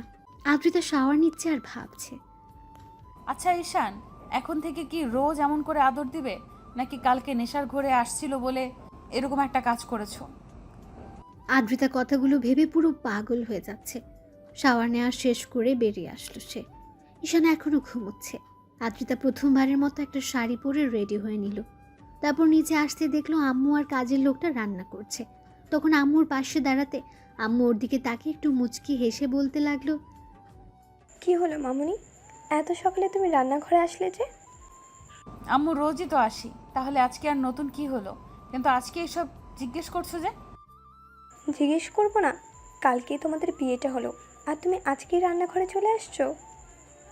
আম্মুর কথাতে আদ্রিতার মুখটা কালো হয়ে গেল। মনে পড়ে গেল ঈশানের ভাইয়ার বউ হয়ে প্রথম যেদিন এ বাড়িতে এসেছিল। পরদিন সকালে আজকের মতো রান্নাঘরে আসছিল। আম্মু ওকে বকা দিয়েছিল। কথাগুলো মনে পড়তে আদ্রিতার মুখটা কালো হয়ে গেল। আম্মু বিষয়টা বুঝতে পেরে আর কিছুই বলল না। আদ্রিতা বলতে লাগলো, আম্মু প্রথম দিন তো এইভাবেই রান্নাঘরে এসেছিলাম, তাহলে আজকে আবার নতুন কি হলো? তাছাড়া এমন না যে আমি এই বাসায় নতুন বউ হয়ে আসছি তাই রান্নাঘরে আসতে পারবো না। মামুনি, সেটা ঠিক আছে, কিন্তু কালকেই তো তোমাদের বিয়ে হলো, তুমি এমন করে বলছো কেন? দেখো মামুনি, যেভাবেই তোমাদের বিয়েটা হোক, তারপরও সবেমাত্র বিয়েটা হলো, তাই তুমি আমাদের বাড়ির আবারও সেই নতুন বউ, তাই এরকম ভাবার কোনো কারণ নেই। তুমি রুমে যাও, ঈশানকে ডেকে উঠাও। ও কি ঘুমাচ্ছে নাকি উঠেছে? আদ্রিতার বারবার মনে হচ্ছে ঠিক এই কথাগুলো আম্মু প্রথমবার ওর বিয়ের পর বলেছিল, আর আজকেও এমনটা বলছে। আদ্রিতা বেশ কিছুক্ষণ চুপচাপ থেকে রুমে চলে গেল। ঈশান এখনো ঘুমোচ্ছে। আদ্রিতা ওকে আর ডিস্টার্ব করলো না, গিয়ে সোফায় বসলো আর ঈশানের মুখের দিকে তাকিয়ে রইল।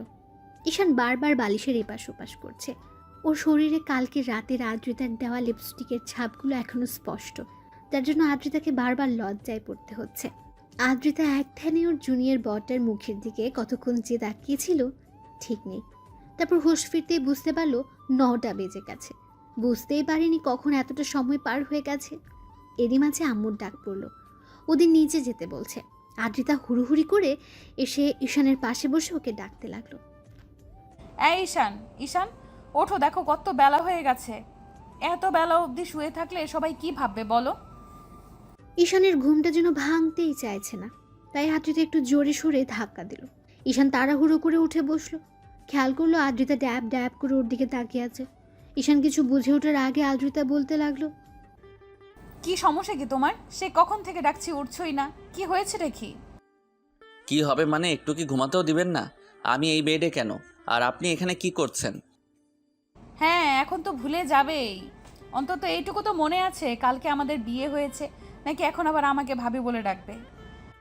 আদ্রিতার দ্বারা এরকম কথাতে ঈশানের মনে পড়তে লাগলো কালকে তো ওদের বিয়ে হয়েছে। তারপর বিয়ের পর থেকে রাতে বাসর ঘরে আসা পর্যন্ত কী হয়েছিল সবই মনে পড়তে লাগলো। এখনও ঈশানের মাথাটা ঝিমঝিম করছে। বেশ কিছুক্ষণ ওর ভাবি বউয়ের মুখের দিকে তাকিয়ে রইল। আদ্রিতা রাগী মুড নিয়ে বলতে লাগলো, কাল রাতে অনেক নাটক দেখিয়েছো, এখন আর কোনো নাটক দেখাতে হবে না। উঠো, যাও গোসল করে আসো, আম্মু আমাদের নিচে যেতে বলেছে। কেন গোসল করতে হবে কেন? ঢং না দেখিয়ে একবার ওয়াশরুমে গিয়ে নিজেকে আয়নায় দেখো, বুঝতে পারবে কেন গোসল করতে হবে। আদ্রিতার কথা বলে মুচকি হাসলো। তখন ঈশান নিজের শরীরের দিকে তাকালো, আর যেটা দেখলো সেটা দেখার জন্য মোটেও প্রস্তুত ছিল না। ঈশান চাদরটা একটু শরীরে থেকে সরিয়ে দেখলো অসংখ্য লিপস্টিকের ছাপ লেগে আছে, তার উপর শরীরে কিছুই নেই। ঈশান সাথে সাথে চাদর দিয়ে নিজেকে ঢেকে ফেলল। আদ্রিতা আবারও একটা ডেভিল হাসি দিতে ঈশান দৌড়ে ওয়াশরুমে ঢুকে গেল। তারপর ভ্যাসিনের সামনে দাঁড়িয়ে খেয়াল করলো ওর পুরো শরীরে লিপস্টিকের অসংখ্য ছাপ। ও পুরো লাল হয়ে আছে। ঈশান বলতে আরম্ভ করলো, আল্লাহ, কালকে রাতে কি একটা কাজ করে ফেলেছি। এসব কখন করলাম আমি? আর উনি বা আমার কাছে আসলো কখন? বিয়ে তো হয়েছিল সেটা মনে আছে, তারপর রুমে যখন আসলাম কেমন যেন মাথাটা ঝিমঝিম করছিল, তারপর তো আর কিছু মনে নেই। ঈশান অনেকক্ষণ যাবৎ মনে করার চেষ্টা করলো কিন্তু পারল না। তারপর শাওয়ার নিয়ে বের হতে খেয়াল করলো আদ্রিতা ওর জন্য ড্রেস নিয়ে বসে আছে।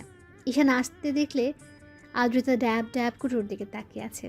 ঈশান নিজের দিকে খেয়াল করলো ওর বুকের লোমগুলো থেকে পানি পড়ছে, যার জন্য আদ্রিতা ঘুর লাগা দৃষ্টিতে ওর দিকে তাকিয়ে আছে। ঈশান একটু লজ্জা পেয়ে গেল আর বলতে আরম্ভ করলো, কি দেখেন এমন করে? কি আর দেখবো, কালকে রাত্রি তো সবটাই দেখে নিয়েছি, আর তুমিও সবটাই দেখে নিয়েছো। এখন আবার নতুন করে কি দেখার আছে? মানে কি বোঝাতে চাইছেন কি আপনি? আমি কিন্তু কিছু করিনি। তুমিই করেছো, এখন নাটক করো না তো। আচ্ছা সত্যি করে একটা কথা বলো তো, কালকে রাতে কি খেয়েছিলে? কি হয়েছিল তোমার? ওরকম মাতলামি করছিলে কেন? আদ্রিতের মুখে এমন কথা শুনে ঈশান ধপাস করে বিছানায় বসে পড়ল। ওর মনে হতে লাগলো যে হয়তো কিছু একটা খেয়েছিল। ঈশান ভাবতে লাগলো কি খেয়েছিল। তারপর হুটহাট করে মনে হতে লাগলো যে রুমে আসার আগে ওর বোনকে 1 গ্লাস দুধ খাইয়ে দিয়েছিল। আর দুধের সাথে হয়তো কিছু একটা ছিল, কারণ দুধটা খাওয়ার পর থেকে মাথাটা কেমন ঝিমঝিম করছিল। ঈশানের মনে হতে লাগলো শেষ পর্যন্ত ছোট বোনের সাথে এমনটা করলো। তাই ঈশান বেশ কিছুক্ষণ বসে থেকে বলতে লাগলো, আসলে কালকে একটু ড্রিঙ্কস করেছিলাম, ওই জন্য হয়তো এরকমটা হয়েছে। ছি, কি বলো এগুলো? তুমি আবার ছাই পাশ খাওয়া শুরু করেছো কবে থেকে? দেখো, কালকে যেটা করেছো করেছো, ভুলেও কিন্তু আর এইসব খেয়ে আমার কাছে আসবে না। আদ্রিতা কথাগুলো রাগী মুড নিয়েই বলল, যার জন্য ঈশানের হুটহাট করে মনে হলো কালকে রাতে হয়তো ওদের মাঝে কিছু একটা হয়েছে। না হলে আদ্রিতা ওর সাথে কেমন অধিকার খাটাতে শুরু করেছে। তার উপর শরীরে লিপস্টিকের ছাপ দেখে ঈশান বুঝে গেছে কিছুটা একটা হয়েছে। আর যেটা হয়েছে সেটা ঈশান হয়তো মনে করতে পারছে না, কিন্তু খুব গভীর একটা সম্পর্ক ওদের মাঝে স্থাপন হয়েছে। তাই ঈশান বলতে লাগলো, আচ্ছা ঠিক আছে, ওগুলো খেয়ে আসবো না, এমনি তো আপনার কাছে আসতে পারি, তাই না? বলে ঈশান একটু মুচকে হাসলো। তখন আদ্রিতা কেমন করে যেন ওর দিকে তাকিয়ে রইল। তো আদ্রিতা লজ্জায় আর কথা বলতে পারলো না। ঈশান রেডি হয়ে নিতে চলে গেল। আদ্রিতাও পেছন পেছন গেল। তারপর সিঁড়ির কাছে আসতেই দুজন একসাথে নামলো। দুজন খাবার টেবিলের সামনে আসলো। ঈশান চেয়ার টেনে বসলো আর আদ্রিতাকে দাঁড়িয়ে থাকতে দেখে আম্মু ওকে ইশারায় ঈশানের পাশে বসতে বলল। আদ্রিতাও বসলো। এবার ঈশান খেয়াল করলো ওর ছোট বোন মিহি কেমন করে যেন ওর দিকে তাকিয়ে আছে আর মুচকি মুচকি হাসছে। তখন ঈশান ভাবলো, কি মনে করেছিস আমি কিছুই বুঝতে পারিনি? তোর জন্য সব হয়েছে। তুই উল্টাপাল্টা জিনিস খাইয়ে দিয়েছিস আমাকে, আর যার জন্য ভাবির সাথে আমি এমন একটা কাজ করেছি।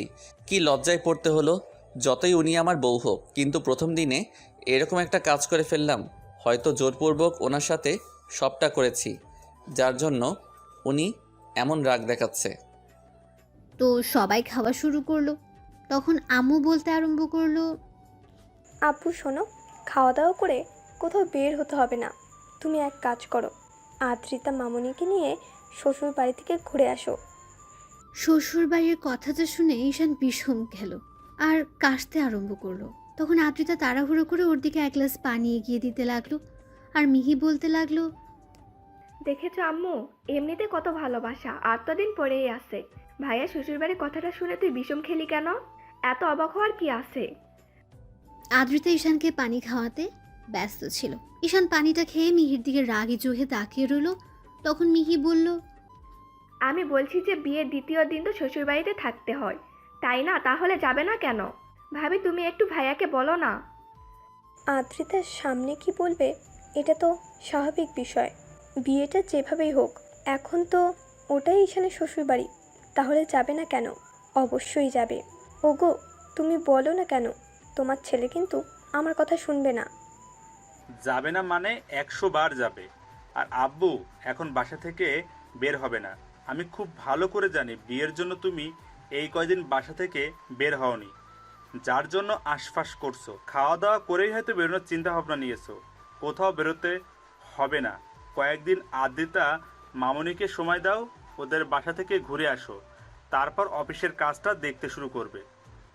আব্বু অফিসের কাজ, তাও আবার আমি না করলে হয় না? এখনও তো পড়ালেখাটাই শেষ করতে পারলাম না। দেখো আব্বু, লেখাপড়া শেষ করতে পারোনি তাতে কি? এখন তো তোমাকে এসব দায়িত্ব নিতেই হবে। তুমি ছাড়া আর কে আছে বলো দায়িত্ব নেওয়ার মতো? মিহি সবে মাত্র কলেজে পা রাখলো, ওকে কি দায়িত্ব দিব? আর একটা মেয়ে হয়ে এত দায়িত্ব কি করে নেবে? আব্বু, আমি তো বলিনি ছোট বোনকে সব দায়িত্ব দিতে। মেয়ে হয়ে কেনই বা এই দায়িত্ব নিবে? তাহলে সেটাই যেন হয়। তোমাকে আব্বু যেটা বলেছে সেটাই শোনো। আর ভাবিকে নিয়ে আজকে ঘুরতে আসবে, কেমন? আমরা খুব শীঘ্রই একটা পুচকে দেখতে চাই যে আমাকে ফুপি বলে ডাকবে। মিহির এরকম বেফাস কথা শুনে ঈশান আবারও কাশতে আরম্ভ করলো। এবার আদ্রিতা লজ্জা পেয়ে দৌড়ে সেখান থেকে চলে গেল। তখন আম্মু বলতে আরম্ভ করলো, ফাজিল মেয়ে, সবার সামনে কীভাবে কথা বলতে হয় সেটা শেখুনি, তাই না? আমি খারাপ আবার কি বললাম? আম্মু, তোমাদের কি ইচ্ছা করে না নাতি নাতনির মুখ দেখতে? তোমাদের না হয় ইচ্ছা করে না, কিন্তু আমার তো ফুপি হতে ইচ্ছা করে, তাই না? আম্মু, তোমার মেয়েটাকে একটু বোঝাও, কিসব উল্টাপাল্টা কথা বলতে শুরু করে দিয়েছে। ও তো ঠিকই বলেছে। আর কদিন এভাবে থাকবে? বড়টাকে বিয়ে দিলাম, সে যা করলো সেসব এরপর তো ওর প্রতি থেকেই মনই উঠে গেছে। শোনো, বড় ভাইয়ের সাথে আর কোনো যোগাযোগ রাখবে না। আর যদি শুনি ভুলে ওর সাথে কোনো কথা বলছো, তাহলে তোমার কপালে খুব দুঃখ আছে, বলে রাখলাম। ঈশান আব্বুর এমন কথাতে ভাবলো ওই হারামজাদা যেটা করেছে সেটার পর আর ওকে কখনোই কি আমি ফোন দিব ভেবেছ? ওর জন্য আমাকে বিয়েটা করতে হয়েছে। আর কালকে এই পিচ্চি শয়তানটা আমাকে উল্টাপাল্টা কিছু একটা খাইয়ে ভাবির সাথে কী যে করেছে উনি ভালো জানে। ঈশান খাওয়া দাওয়া শেষ করে আব্বু আম্মুর কথা মতো রুমে আসলো। খেয়াল করলো আদ্রিতা ফোনে কথা বলছে। তখন ঈশান বেশ কিছুক্ষণ ওর দিকে তাকিয়ে থেকে ব্যালকনিতে গিয়ে দাঁড়ালো। মনে হতে লাগলো ওর আব্বু আম্মুর সাথে কথা বলছে। তো ঘন্টাখানিক পর ঈশান রুমে আসতে দেখলো আদ্রিতা কি যেন একটা ভাবছে। তখন ঈশান বসে বলতে লাগলো, আপনার কি মনে হয় বাসায় যেতেই হবে? এখানে মনে হওয়ার কি আছে? আব্বু আম্মু অলরেডি ফোন করে দিয়েছে, বলেছে তোমাকে নিয়ে যেতে। এতে আবার মনে হওয়ার কি আছে? দেখো, আব্বু আম্মুর সামনে কোনো সিন ক্রিয়েট করবে না বা করো না। তাছাড়া বিয়েটা হয়েছে, মেনে নেওয়ার চেষ্টা করো। আদ্রিতার মুখ থেকে এরকম কথা শুনে ঈশান অবাক হয়ে ওদিকে তাকিয়ে রইল। তারপর একটু হেসে বলতে আরম্ভ করলো, এসব আমাকে না বলে নিজেকে বোঝান। আপনি ঠিক থাকলেই সব ঠিক। আমি জানি আপনার মেনে নিতে সমস্যা হবে, সেখানে উল্টো আমাকে বলছেন এগুলো। আপনি কি কখনো আমাকে মন থেকে স্বামী হিসেবে মেনে নিতে পারবেন বলেন? ঈশানের এরকম কথাতে আদ্রিতা মাথা নিচু করে নিল। তাই ঈশান আরও কি বিব্রত করলো না। দুপুরে খাওয়া দাওয়া করে আদ্রিতাদের বাসার উদ্দেশ্যে বেরিয়ে পড়লো তারা। তারপর পৌঁছে কলিং বেল দিতে আম্মু দরজা খুলে দিলে। দুজনে আব্বু আম্মুর সাথে বেশ কিছুক্ষণ কথা বললো। আদ্রিতার আম্মু ওকে বলল ঈশানকে রুমে নিয়ে যেতে। দুজনে রুমে আসলো আর ঈশান বিছানায় ধপাস করে শুয়ে পড়লো। আর আদ্রিতা বলতে লাগলো, কি হলো, শুয়ে পড়লে যে? শরীর খারাপ লাগছে তোমার? বাহ, বরের জন্য এত মন কাঁদে ভাবতেই পারছি না কেউ আমার জন্য এতটা কেয়ারিং হতে পারে, এতটা বেশি টেনশন করে আমাকে নিয়ে। সবসময় এরকমভাবে কথা না বললে হয় না? বিয়ের আগেও এরকমভাবে কথা বলেছো আর এখনো বলছো। বিয়ের আগে আবার এসব কথা কখন বললাম? তাছাড়া বিয়ের আগের ঘটনা আর এখনকার ঘটনা তো আলাদা, তাই না? তখন আপনি আমার ভাবি ছিলেন আর আমি দেবর, আর এখন তো আমরা স্বামী স্ত্রী। তাহলে এগুলো বলা না বলার মধ্যে তো অনেক তফাৎ ছিল, তাই না? বিয়ে করছো, বাট বিয়েটা তুমি মানো না, আমি মানি। তাহলে কেন এইসব কথা বলছো? হ্যাঁ, আদ্রিতা রাগের মাথায় কথাটা বলে ফেললো আর মুখ ফসকে বেফাস অবস্থাতেই কথাটা বলে ফেললো, যার জন্য নিমিষের মাঝেই ঈশানের মুখটা কালো হয়ে গেল। ঈশান ভেবেছিল কালকে রাতে যেটা হয়েছে এরপর হয়তো আজকে ওকে এসব কথা বলাতে দূরে থাকে কখনো ইগনোর করতে পারবে না। এখন ঈশান না চাইলেও আদ্রিতা মনে প্রাণে চাইবে ও যেন আদ্রিতার কাছে এসে ওকে এমন করে ভালোবাসে। কিন্তু আদ্রিতার এরকম একটা কথা শোনার পর ঈশান ওর মুখের দিকে তাকিয়ে রইল। তারপর বলতে লাগলো, হ্যাঁ, ঠিকই বলেছেন। আমি চাইলেও তো আর হবে না, আপনাকে তো আমাকে মন থেকে মানতে হবে। জানি না মানতে পারবেন কি না। আদ্রিতাকে দেওয়ার মতো কোনো উত্তর নেই, তাই চুপ করে ওর মুখের দিকে কিছুক্ষণ তাকিয়ে রইল। ঈশান বাকিটা বিকাল ব্যালকনিতে দাঁড়িয়ে ফোন চালিয়ে কাটিয়ে দিল। সন্ধ্যা হতেই আদ্রিতার আপু বাসায় আসতেই ঈশান গিয়ে ওনার সাথে কিছুক্ষণ কথা বলল। ওরা ঈশানকে অনেকক্ষণ যাবৎ বোঝালো আর বলল আদ্রিতা একটু রাগী, তাই ওকে মেনে নিতে সময় লাগবে। রাতে খাওয়া দাওয়া শেষ করে আবার কিছুক্ষণ আড্ডা দিয়ে ঈশান রুমে আসলো। তারপর খেয়াল করলো আদ্রিতা রুমে এসে শুয়ে আছে। ঈশান বেশ কিছুক্ষণ চুপ করে থেকে তারপর বিছানার একপাশে শুতে আদ্রিতা উল্টো পাশ ফিরে শুলো। আর আদ্রিতা ভাবতে লাগলো ঈশান এরকম কেন করছে। তারপর কিছুক্ষণ যেতে ঈশান নিজে নিজেই বলতে লাগলো, আপনি ওই দিক ফিরে শুয়ে আছেন কেন? আমার দিকে কি একটু তাকাতে পারেন না? নাকি খুব বেশি লজ্জা পাচ্ছেন আপনি? কেন তোমাকে দেখে লজ্জা পেতে হবে কেন? তুমি কি বাঘ নাকি ভাল্লুক যে লজ্জা পেতে হবে? লজ্জা না পেলে তো এভাবে উল্টো দিকে ঘুরে থাকতে না, তাই মনে হচ্ছে আপনি হয়তো লজ্জা পাচ্ছেন। আচ্ছা, সত্যি করে একটা কথা বলেন তো, আপনি ওই দিকে ঘুরে আছেন কেন? আর এখন তো আমি আপনার স্বামী, আপনি আমার কাছে আসতেই পারেন, আর আমি তো আপনাকে কাছে পেতেই পারি, তাই না? ঈশানের এরকম কথাতে আদ্রিতা কিছুক্ষণ চুপ করে রইল। একটা সময় ঈশান একটু এগিয়ে যেতে আদ্রিতা চোখ বড় বড় করে ওর দিকে তাকালো। তখন ঈশান ওকে আলতো করে জড়িয়ে ধরতে আদ্রিতা কেমন যেন নিজেকে ছাড়িয়ে নেওয়ার চেষ্টা করলো। তখন ঈশান বলতে লাগলো, কি হলো, নিজেকে ছাড়িয়ে নিলেন যে? এখন তো আমার অধিকার আছে, যেখানে আমি লজ্জা পাচ্ছি না আপনার থেকে জুনিয়র হয়ে, সেখানে আপনি কেন আমার থেকে দূরে সরে যাচ্ছেন? জানি না, তবে আমার কাছে এগুলো অস্বস্তি লাগছে। আমি এগুলো নিতে পারছি না, জাস্ট অসহ্য লাগছে। তারপরেও তুমি কেন এরকম করছো? আদ্রিতার প্রত্যেকটা কথাতে ঈশান প্রচণ্ড পরিমাণে কষ্ট পায়। ও একটু আগাগোড়া ইমোশনাল, তাই কিছুক্ষণ চুপ করে থেকে একটু হাসার চেষ্টা করে বলল, কি বলছেন এগুলো? এখন তো আমি আপনার স্বামী, এখন আপনার অস্বস্তি লাগলেও সবটা সহ্য করে নিতে হবে।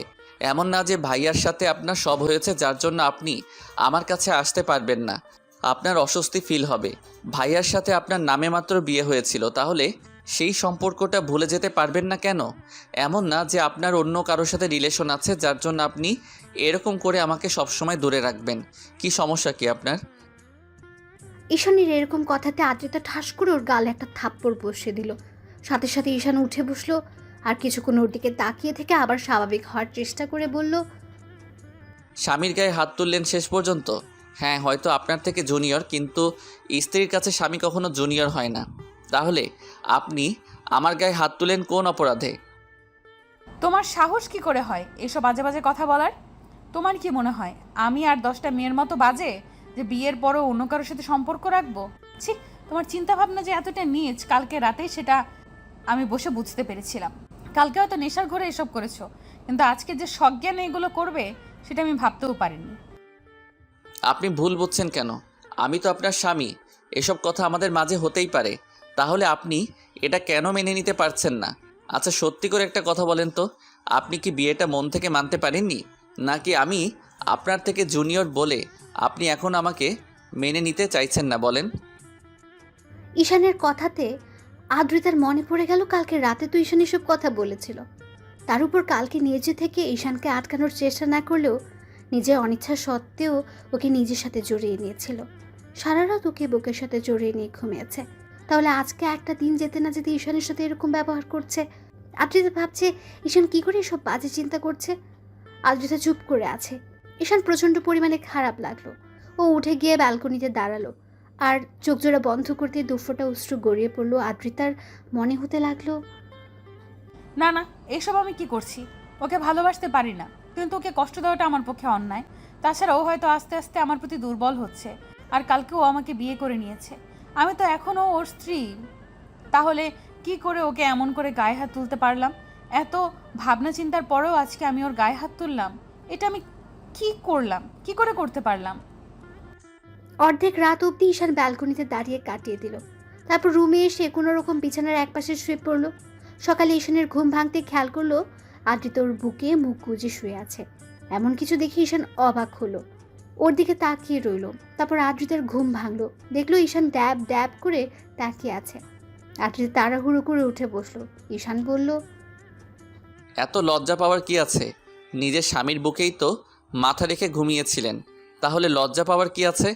দেখেন, এখন থেকে হয়তো আপনার একটু সমস্যা হবে আমাকে মেনে নিতে, কিন্তু আস্তে আস্তে ঠিক হয়ে যাবে। তাই এত লজ্জা পাওয়ার কিছু নেই। আদ্রিতা কিছু না বলে ওয়াশরুমের দিকে চলে গেল। ঈশান মুচকি মুচকি হাসতে লাগলো। এভাবে পুরো 5-6টা দিন ঈশান আদ্রিতার বাসায় ওর আব্বু আম্মুর কথাতে কাটিয়ে বাসায় ফিরল। বাসায় ফিরে একটা দিন রেস্ট নিয়ে আব্বু ঈশানকে অফিসে যেতে বলল। তো পরদিন সকাল থেকে অফিসে যাবে ভেবে ঈশান তাড়াতাড়ি শুয়ে পড়ে। একটু পর আদ্রিতা এসে পাশে শুতে ঈশান ওর দিয়ে ফিরল। সাথে সাথে আদ্রিতা একটু সরে যেতে গেলে ঈশান ওকে টান দিয়ে নিজের কাছে টেনে নিল। তারপর ওকে বুকের সাথে শক্ত করে জড়িয়ে ধরতেই আদ্রিতাকে ছাড়িয়ে নেওয়ার চেষ্টা করলে ঈশান বলতে লাগলো, ভালো না বাসতে পারেন, ইগনোরটা অন্তত করিয়েন না।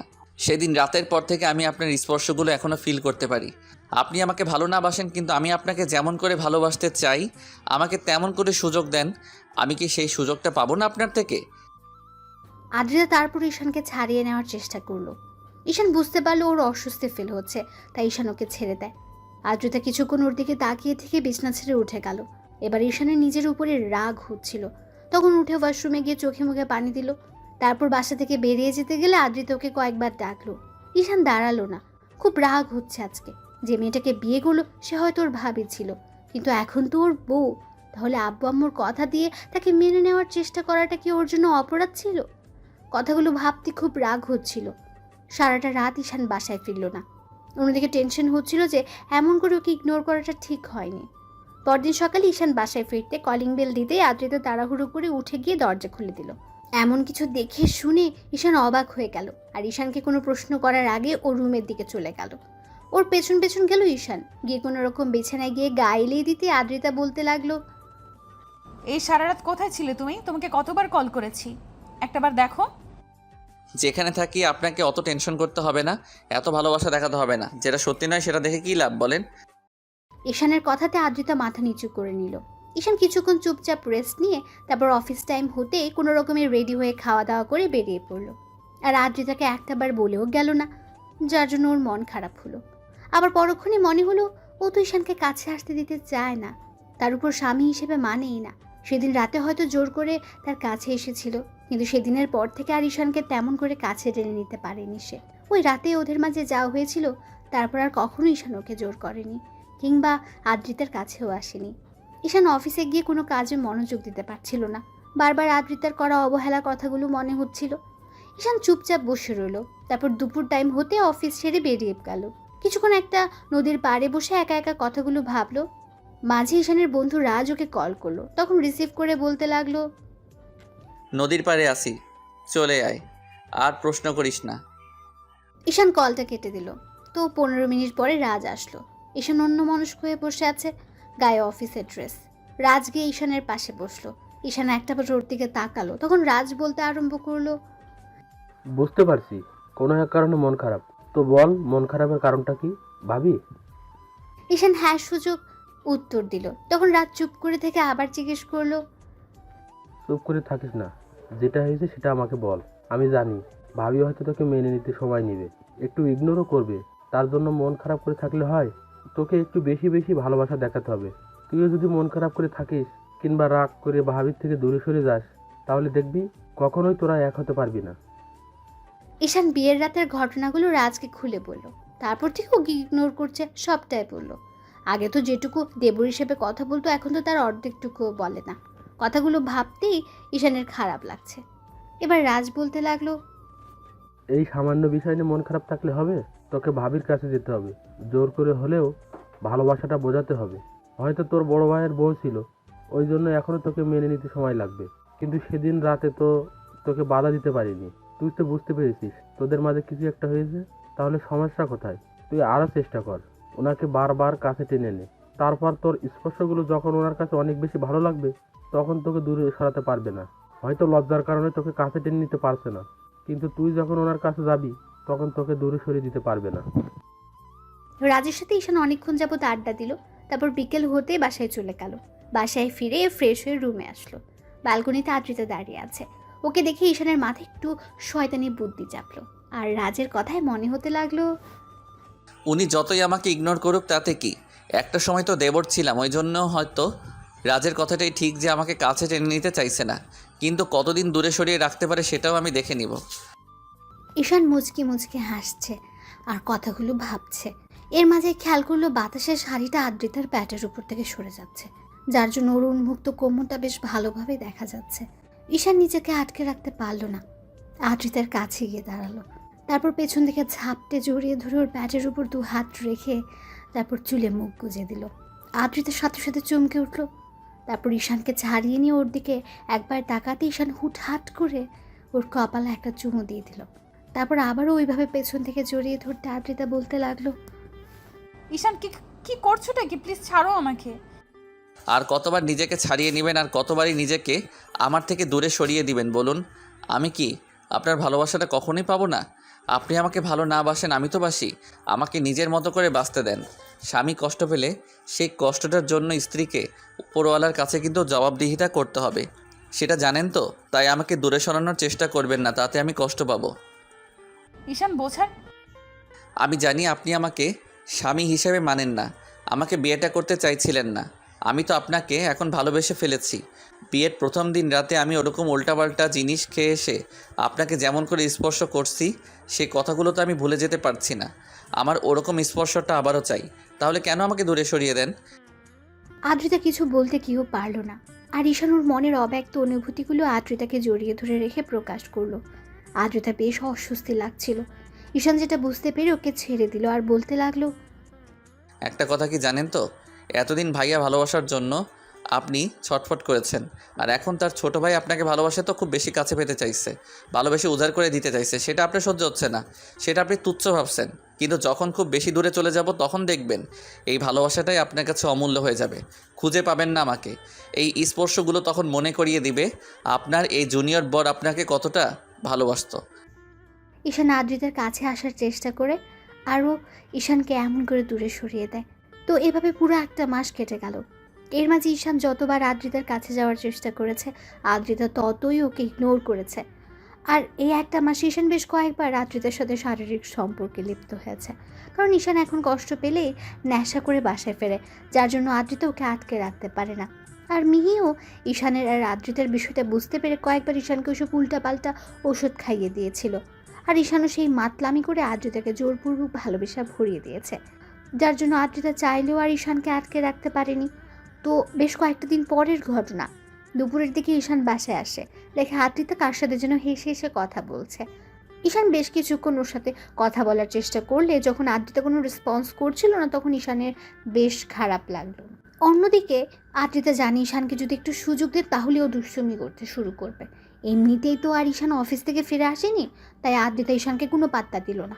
ওর প্রচণ্ড পরিমাণ রাগ হয়ে গেল, কন্ট্রোল করতে না পেরে টেবিলের উপরে থাকা একটা কাচের গ্লাস নিয়ে দেওয়ালে ছুঁড়ে মারল, তারপর বাসা থেকে বেরিয়ে গেল।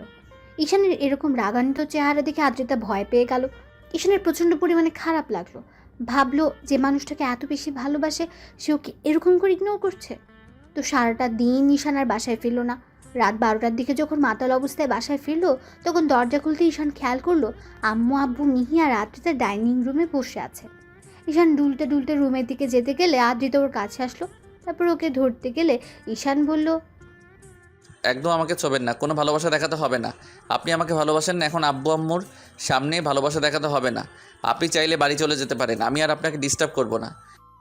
ঈশানের এরকম কথা শুনে আব্বু, আম্মু আর মিহির বুঝতে বাকি রইল না আদ্রিতা এখনও ঈশানকে মেনে নিতে পারেনি, যার জন্য ঈশান প্রায় ড্রিঙ্কস করে আসে। মিহি বিষয়টা খেয়াল করে কয়েকবার আব্বু আম্মুকে বললেও ওরা বিশ্বাস করেনি, কিন্তু আজকে স্বচক্ষে দেখার জন্য ওরা ডাইনিং রুমে বসেছিল। ঈশানের মুখ থেকে এমন কথা শুনতে আদ্রিতা মাথার নিচু করে ফেলল। আব্বু আম্মু ভেবেছিল আদ্রিতা হয়তো বিয়েটা মেনে নিয়েছে, কিন্তু এখনও যে ঈশানকে এত বেশি ইগনোর করে সেটা ভাবতেও পারিনি। ঈশান পড়ে যেতে নিলে আদ্রিতা আবার ওকে ধরতে লাগলো। ঈশান ওকে ছাড়িয়ে নিল আর বলতে লাগলো, একদম ছোবেন না আমাকে। আপনি আমাকে একটু ভালোবাসেন না, দরকার নেই আর আপনার ভালোবাসার। কেন বিয়ে করেছিলেন আমাকে? আমি তো অন্য একটা মেয়েকে বিয়ে করতে পারতাম, তাকেও অনেক ভালোবাসতে পারতাম। তাহলে কেন আপনি আমার লাইফে আসলেন? যেদিন থেকে আপনার সাথে বিয়ের কথা চলছে সেদিন থেকে আমি আপনাকে নিয়ে ভাবতে ভাবতে ভালোবেসে ফেলেছি। শুধু আপনাকে বোঝাতে পারলাম না কতটা ভালোবাসি। ঈশান, তুমি ড্রিঙ্কস করেছো? প্লিজ রুমে চলো, দেখো উল্টাপাল্টা কথা বলো না, আমি তোমাকে সবটা বুঝিয়ে বলবো। কি বোঝাবেন আপনি আমাকে? কিচ্ছু বোঝাতে হবে না। আপনি আমাকে যতটা পিচ্চি মনে করেন আমি অতটাও পিচ্চি নই। আমি আপনার বর, সবটাই জানি। স্বামীর ভালোবাসাটা আমি আপনাকে দিয়েছি, আর আপনি আমাকে বারবার দূরে সরিয়ে দিয়েছেন। দরকার নেই আর আমাকে এরকম করে সাহায্য করার। অনেক দয়া করেছেন আমার উপর, আর করতে হবে না। আপনি কালকে বাসায় চলে যাবেন আমার সাথে, আর আমার পরিবারের সাথে আপনাকে থাকতে হবে না। ঈশান কথাগুলো বলে নিজেকে ছাড়িয়ে নেওয়ার চেষ্টা করলো। আদ্রিতা জোরপূর্বক ওকে রুমে নিয়ে শুয়ে দিতে গেলেই ঈশান হঠাৎ করে ওকে জড়িয়ে ধরলো। আদ্রিতা টাল সামলাতে না পেরে ঈশানকে নিয়ে বিছানায় পড়ে গেল। ঈশান উপরে আর আদ্রিতা নিচে। দুজনে বিছানায় পড়তে আদ্রিতার ঠোঁটের সাথে ঈশানের ঠোঁট জোড়া লেগে গেল। ঈশান আদ্রিতার মিষ্টি ঠোঁটের ছোঁয়া পেতে রেসপন্স দিতে আরম্ভ করলো। আদ্রিতা নিজেকে ছাড়িয়ে নেওয়ার চেষ্টা করলে ঈশান ওকে নিজের সাথে আরও শক্ত করে চেপে ধরে কেস করতে আরম্ভ করলো। তারপর আস্তে আস্তে পুরো আদর করে ভরিয়ে দিতে লাগলো। আর বাকি রাতটা জুড়ে আদ্রিতার অনিচ্ছা সত্ত্বেও ঈশান ওকে ভালোবাসা আর আদরে আদরে ভরিয়ে দিল। তো পরদিন সকালে উঠে ঈশান ফ্রেশ হয়ে নেয়, তারপর নেশা কাটলে রাতের কথা মনে পড়তে নিজের ভেতর খারাপ লাগা কাজ করে। যে মেয়েটা ওকে ভালোবাসতে পারবে না তার সাথেও জোর করে এসব করে ফেলে বারবার। ঈশানের ইচ্ছে হয় না আদ্রিতার ইচ্ছের বিরুদ্ধে এসব করতে, কিন্তু আবার কখনো খুব বেশি রাগ হলে আদ্রিতাকে জোর করে কাছে টেনে নেয়, কারণ ঈশানের বন্ধুরা ওকে তেমনটাই বলেছে, যার জন্য ঈশান আর থাকতে পারে না। তার উপর যখন থেকে ও ঈশানকে স্পর্শ করছে তখন থেকে ঈশান ওকে কাছে পাওয়ার জন্য পাগল হয়ে উঠছে। তো আদ্রিতা মুখ ভার করে রুমে বসে আছে, তখন ঈশান এসে ওর পাশে বসলো। তখন আদ্রিতা একবার ওর দিকে তাকালে ঈশান বলতে লাগলো, কালকে রাতের জন্য সরি। আর শুধু কালকে রাত নয়, আপনার লাইফটাকে এভাবে নষ্ট করে দেওয়ার জন্য আমি সরি। হয়তো সরি বলাটা এসবের জন্য অনেক কম। আসলে আমি বুঝতে পারিনি আপনি এতগুলো দিনেও আমাকে মেনে নিতে পারবেন না, হয়তো আর কখনো মানতে পারবেন না। আচ্ছা, আপনি একটা কাজ করতে পারেন, বাসায় চলে যেতে পারেন। এখানে থাকলে তো আমি আপনাকে প্রতিনিয়ত টর্চার করব। এখন সজ্ঞানেই বলছি, আপনি বাসায় চলে যান। আর আমি কখন আপনার সাথে কি করে ফেলি তার ঠিক নেই। আর যেটা হয়েছে তার জন্য আমি আপনার কাছে মাফ চাইছি। প্লিজ আপনি এগুলো মনে রাখবেন না। ঈশান কথাগুলো বলে বাসা থেকে বেরিয়ে গেল। আব্বু আম্মু মিহি নিচে বসেছিল। ঈশানকে বেরিয়ে যেতে দেখে মিহি বারবার ওকে ডাকলো, তারপরও ঈশান শুনলো না। তো পুরোটা দিন ঈশান বাইরে কাটিয়ে বাসায় আসলো। তারপর আসতে দেখলো আদ্রিতা বাসাতে নেই, যার জন্য ঈশান একবার আব্বু আম্মুকে জিজ্ঞেস করতে গিয়েও জিজ্ঞেস করলো না। তারপর খাবার খেয়ে টেবিলে গিয়ে বসতে আম্মু কিছুক্ষণ ওর মুখের দিকে তাকিয়ে রইল। আজকে ঈশান সন্ধ্যার দিকেই বাসায় ফিরে এসেছে। সবাই ওর দিকে তাকিয়ে আছে দেখে বলতে লাগলো, এমন করে তাকিয়ে থাকার কি আছে? আমি কোনো এলিয়েন নাকি যার জন্য তোমরা এমন করে তাকিয়ে আছো? তো এভাবে 4-5টা দিন কেটে গেল। ঈশান এই কয়েকটা দিন আর আদ্রিতাকে কলও করলো না আর ওকে আনতেও গেল না। অন্যদিকে আদ্রিতা এখন মন খারাপ করে বসে থাকে। আদ্রিতা কয়েকটা দিন ধরে ভেবেছে ঈশানকে কেন মানতে পারছে না। ও পুরো একটা দোটানার মধ্যে আছে। তো এভাবে আরও কয়েকটা দিন কেটে যেতে ঈশান সিদ্ধান্ত নিল ব্যবসার কাজে বাইরে চলে যাবে। কয়েকটা দিন বাইরে থেকে ঘুরে আসলে হয়তো আদ্রিতার মায়াটা কাটাতে পারবে। কারণ ওকে যতবার স্পর্শ করেছে সেই স্পর্শগুলো ঈশানের মনে গেঁথে গেছে। তাই ঈশানের বেহায়া মনটা বারবার আদ্রিতার কাছে ছুটে যাচ্ছে। কিন্তু তারপরও নিজেকে আটকে রাখে। খুব বেশি কষ্ট হয় যাকে ভালোবাসে তাকে ছেড়ে দূরে থাকতে। কারণ মানুষটাকে বড্ড বেশি ভালোবেসে ফেলেছে সে। ওদের মাঝে আগে কি সম্পর্ক ছিল, বিয়ের আগে ওরা কি কাকে কেমনভাবে দেখেছে সেটা নিয়ে ঈশান ভাবে না। ঈশান আদ্রিতাকে ভালোবাসে, সেটা ওর কাছে শেষ কথা। যেই ভাবা সেই কাজ। ঈশান মনে এক প্রকার আকাশ সমান কষ্ট নিয়ে 2 দিন পরে ব্যাংককের উদ্দেশ্যে রওনা দেয়। তারপরে সেখানে প্রায়ই 1 মাস ব্যবসার বাহানা দিয়ে পড়ে রইল। এর মাঝে আদ্রিতার সাথে ঈশানের কোনো কথা হয়নি, না ঈশান ওর সাথে কোনো কথা বলার চেষ্টা করেছে। অবশ্য কয়েকবার বাসা থেকে জিজ্ঞেস করেছে আদ্রিতার সাথে কথা হয়েছে কিনা। ঈশান ততবার বিষয়টা এড়িয়ে গেছে। ঈশান এখন আর চায় না যে মেয়েটা ওকে ইগনোর করে, ওকে বোঝার চেষ্টাও করে না, তাকে নিয়ে অন্তত আর ভাবতে। দিনে কাজে ব্যস্ত থাকায় হয়তো আদ্রিতার কথাগুলো মনে পড়ে না, কিন্তু প্রত্যেক রাতে ওর মনে পড়ে যায়। সেদিন রাতেও ঈশান আদ্রিতাকে স্পর্শ করেছিল। কথাগুলো ভাবলেই বুকের ভেতরটা মুচড়ে যায়। এভাবে পুরো 1.5 মাস ঈশান ব্যাংককে কাটিয়ে তারপর সব কাজ শেষ করে বাসায় ফেরল। আর ওদের বিয়ে হয়েছে প্রায় 3টা মাস কেটে গেছে। তো সেদিনের পর থেকে আদ্রিতা ঈশানের সাথে কোনো যোগাযোগ করার চেষ্টাও করেনি, আর খোঁজখবর সেটা তো দূরে থাক। ঈশান মাঝে মধ্যে খেয়াল করেছে আদ্রিতা অনলাইনে অ্যাক্টিভ আছে, তারপরও আর ওকে কোনো মেসেজ করেনি। অন্যদিকে আদ্রিতা ঈশানকে নিয়ে ভাবে না, সেটা ঈশান খুব ভালো করেই বুঝে গেছে। বাসায় আসার পর যখন আব্বু আম্মু জিজ্ঞেস করছিল আদ্রিতার সাথে কথা হয়েছিল কিনা, তখন ঈশান বলেছিল, আম্মু সবেমাত্র বাসায় আসলাম আর এসব কথা জিজ্ঞেস করতে শুরু করে দিয়েছো? এমন না যে তোমরা বিষয়টা জানো না, তাহলে এত কেন জিজ্ঞেস করতে হবে? আব্বু, তুই এভাবে কথা বলছিস কেন? আমি তো শুধু জিজ্ঞেস করলাম মাত্র, আর তুই রেগে যাচ্ছিস কেন? দেখো আম্মু, আমি রাগ করছি না। এটা সামান্য বিষয়, যার সাথে আমার পুরো 2টা মাস যাবত যোগাযোগ নেই, তার সম্পর্কে আমি কি করে বলবো? তোমরাও তো একটাবার খোঁজ খবর নিয়ে দেখতে পারতে নাকি? আমার মতো রাগ করে খোঁজ খবর নেওয়াটা বন্ধ করে দিয়েছো। সবাই চুপ করে আছে, তাই ঈশান কথা না বাড়িয়ে রুমে চলে গেল। তারপর ফ্রেশ হয়ে রেস্ট নিতে লাগলো। এভাবে আরও কয়েকটা দিন কেটে গেল। ঈশান অফিসে বসে আছে, এর মাঝে আদ্রিতার বাসার নম্বর থেকে কল আসলো। বেশ কিছুক্ষণ বাজার পর ঈশান রিসিভ করলো। ওপাশ থেকে আদ্রিতার আম্মু বলতে আরম্ভ করলো, আব্বু কোথায় তুমি? কেন আম্মু, কোনো সমস্যা হয়েছে? আপনি এভাবে কথা বলছেন কেন? আপনার কণ্ঠটা কেমন যেন শোনাচ্ছে। কোনো সমস্যা হয়েছে আমাকে বলেন। আব্বু তোমার বউ তো মাথা ঘুরে পড়ে গেছে, একটু আসতে পারবে তুমি? আদ্রিতার সম্পর্কে এরকম কথা শোনার সাথে সাথে ঈশানের বুকের ভেতরটা মোচড় দিয়ে উঠলো। ঈশান উঠে দাঁড়ালো আর বলতে আরম্ভ করলো, আম্মু কী সব বলো? কখন হয়েছে আর কীভাবে হলো? ও এখন কেমন আছে? এখন ভালো আছে। ডক্টর ইনজেকশন পুশ করে দিয়েছে আর বলেছে ও প্রেগনেন্ট। তুমি কি একটু আসতে পারবে আব্বু? আদ্রিতা প্রেগনেন্ট কথা শোনার সাথে সাথে ঈশানের হাত থেকে ফোনটা পড়ে গেল। ওর চোখ দিয়ে টপ টপ করে পানি পড়তে আরম্ভ করলো। ঈশান চেয়ারটায় বসে পড়লো। অন্যদিকে আদ্রিতার আম্মু ঈশানের কোনো রেসপন্স না পেয়ে কলটা কেটে দিলেন। ঈশান 5 মিনিট পরে তাড়াহুড়ো করে অফিস থেকে বেরিয়ে গেল। তারপর আব্বু আম্মুকে ফোন করে দিতে ওরা বিষয়টা জানতে পেরে অনেক খুশি হলো। আধা ঘন্টার মধ্যে ঈশান আদ্রিতার বাসায় আসতেই দৌড়ে ওর রুমে গেল। আদ্রিতা বিছানায় আতশোয়া হয়ে বসে আছে। ঈশানকে দাঁড়িয়ে থাকতে দেখে আদ্রিতার আম্মু রুম থেকে বেরিয়ে গেলেন। ঈশান গুটি গুটি পায়ে গিয়ে আদ্রিতার সামনে দাঁড়ালো। আদ্রিতা একবার ওর দিকে তাকিয়ে লজ্জা পেয়ে মাথাটা নিচু করে নিল। লজ্জায় আদ্রিতার গালগুলো লাল বর্ণ ধারণ করেছে। আদ্রিতা একদম জড়সড় হয়ে গেছে ঈশানকে দেখে, আর চোখগুলো কেমন যেন বন্ধ করে নিয়েছে। ঈশানের সেদিকে কোনো খেয়াল নেই। ও তাড়াহুড়ো করে আদ্রিতার সামনে বসলো। আদ্রিতা কিছু বুঝে ওঠার আগেই ঈশান ওর একটা হাত দুই হাতের মুঠোয় নিল। আদ্রিতা ভাবলো ঈশান হয়তো এখন ওকে বুকের সাথে জড়িয়ে ধরবে কিংবা হাতে চুমু দেবে, কিন্তু ঈশান ওর ধারণাটা ভুল করে দিল। এখন কেমন আছো? ঈশানের কথাতে আদ্রিতা ওর দিকে তাকালো, খেয়াল করলো ঈশানের চোখে পানি টলমল করছে। লজ্জা আদ্রিতা মাথা নেই। হ্যাঁ সূচক উত্তর দিতেই ঈশান আবার বলতে লাগলো, জানি আমার সাথে কথা বলার কোনো ইচ্ছা আপনার নেই, কিন্তু দেখো আমি তো কোনো অন্যায় করিনি, তোমাকে ভালোবেসেছি। আর এই বেবিটা তো তোমার আমার দুজনেরই, তাই না? আমি বুঝতে পারছি না কি বলবো। এই সিচুয়েশনে আমার না খুব কষ্ট হচ্ছে আর প্রচণ্ড পরিমাণ ভয়ও লাগছে। মনে হচ্ছে তুমি বেবিটা নিয়ে খুশি নও। ঈশানের এরকম কথা শুনে আদ্রিতা অসহায়ভাবে ওর দিকে তাকালো। তখন ও আবার বলতে আরম্ভ করলো, আচ্ছা, রাগ অভিমান যদি তোমার আমার উপর থাকে সেটা আমার উপর দেখিও, তারপরও ভুলেও ওই বেবিটার কোনো ক্ষতি করো না। ও তো আমার একার বেবি নয় বলো, তোমারও। তাই প্লিজ ওর কোনো ক্ষতি করো না। আর আমি কথা দিচ্ছি, তুমি ওকে যদি রাখতে না চাও তাহলে ও পৃথিবীতে আসার সাথে সাথে আমি তোমার কাছ থেকে ওকে নিয়ে অনেক দূরে চলে যাব। তারপর আমার বেবিটার কোনো ক্ষতি করো না প্লিজ। ঈশান কথাগুলো বলেই কান্না করে দিল। ওর চোখ দিয়ে অনবরত পানি পড়ছে। আদ্রিতা ভাবতেও পারেনি এমন একটা দিনে ঈশান এমন একটা কথা বলবে। ওর এমন কথা শুনে আদ্রিতা অবাক হয়ে গেল।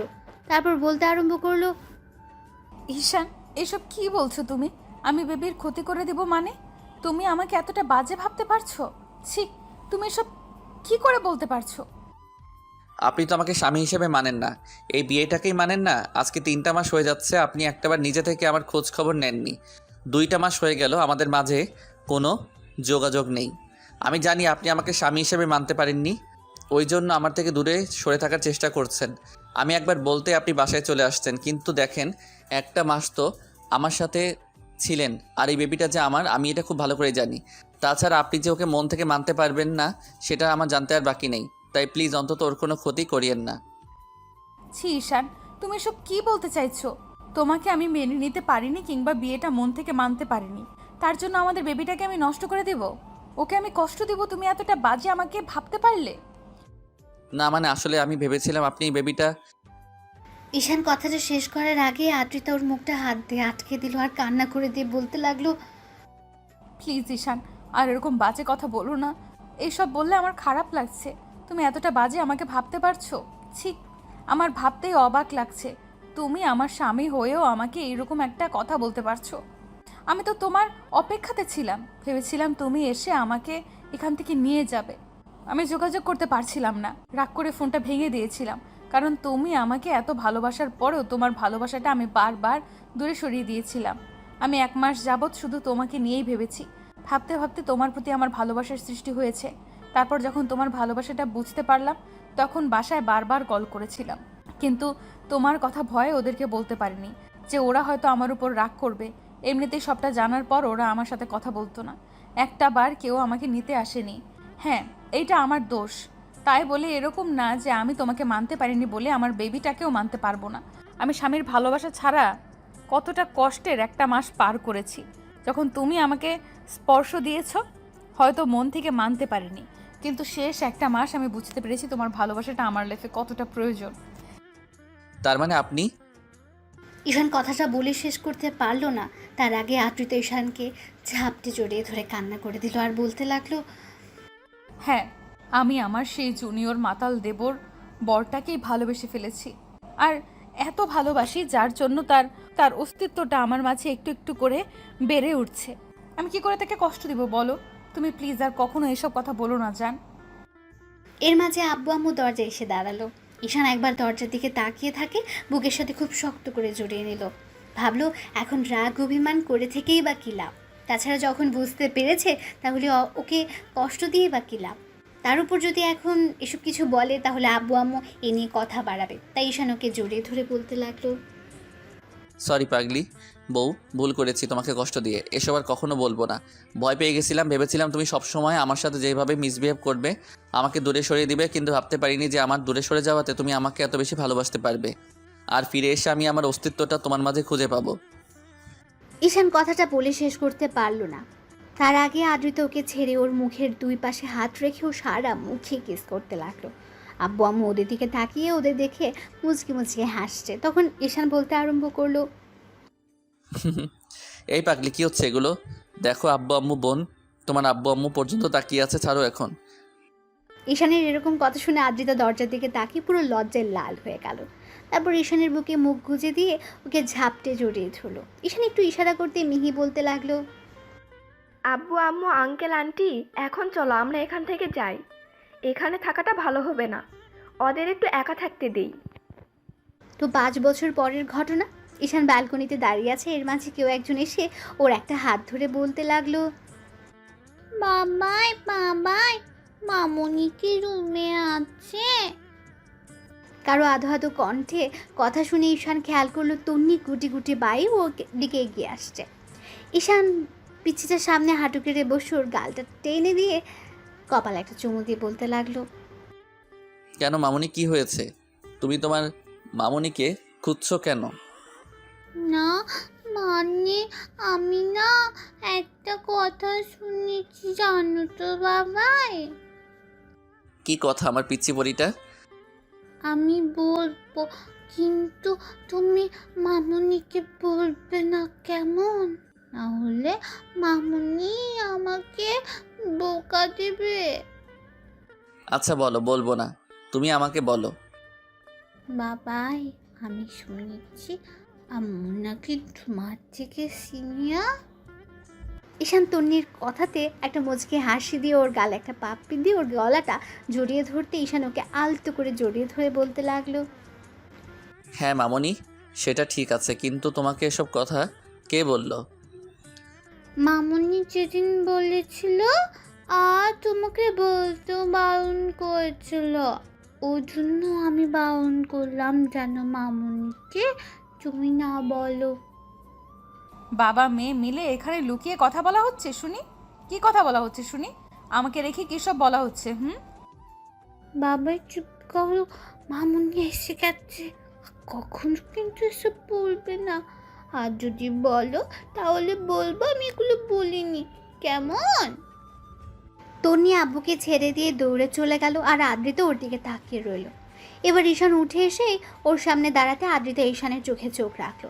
ও আদ্রিতার দিকে ড্যাব ড্যাব করে তাকিয়ে আছে দেখে বলল, এই এমন করে তাকিয়ে কি দেখো শুনি? কথা শেষ করতে পারলো না। ঈশান ওর কোমর জড়িয়ে ধরে নিজের সাথে মিশে নিল। তখন আদ্রিতা একটা রাগী মুড নিয়ে বলল, এই তোমার মতলব কি? এই ভর দুপুরে কি শুরু করলে আবার? এমন করে তাকিয়ে আছো কেন তুমি? আমার বউটাকে দেখছি, তাতে তোমার কি? আর এমন করে তোমাকে কেন কাছে টেনে নিচ্ছি বুঝতে পারছো না? এখন আমার আদর আদর পাচ্ছে। আর তন্নি সেদিন বলছিল ওর পুচকে একটা ভাই আসবে কবে, সেজন্য ভাবছিলাম যে খুব শীঘ্রই ওর ভাইটাকে আনার ব্যবস্থা করব। আদ্রিতা রাগ করবে কি ঈশানের এরকম কথাতে লজ্জায় পুরো লাল হয়ে গেল। তারপর হঠাৎ ওর বুকে মুখ লুকিয়ে বলতে লাগলো, তুমি না ফাজিল একটা, খালি এইসব বলে লজ্জা দাও।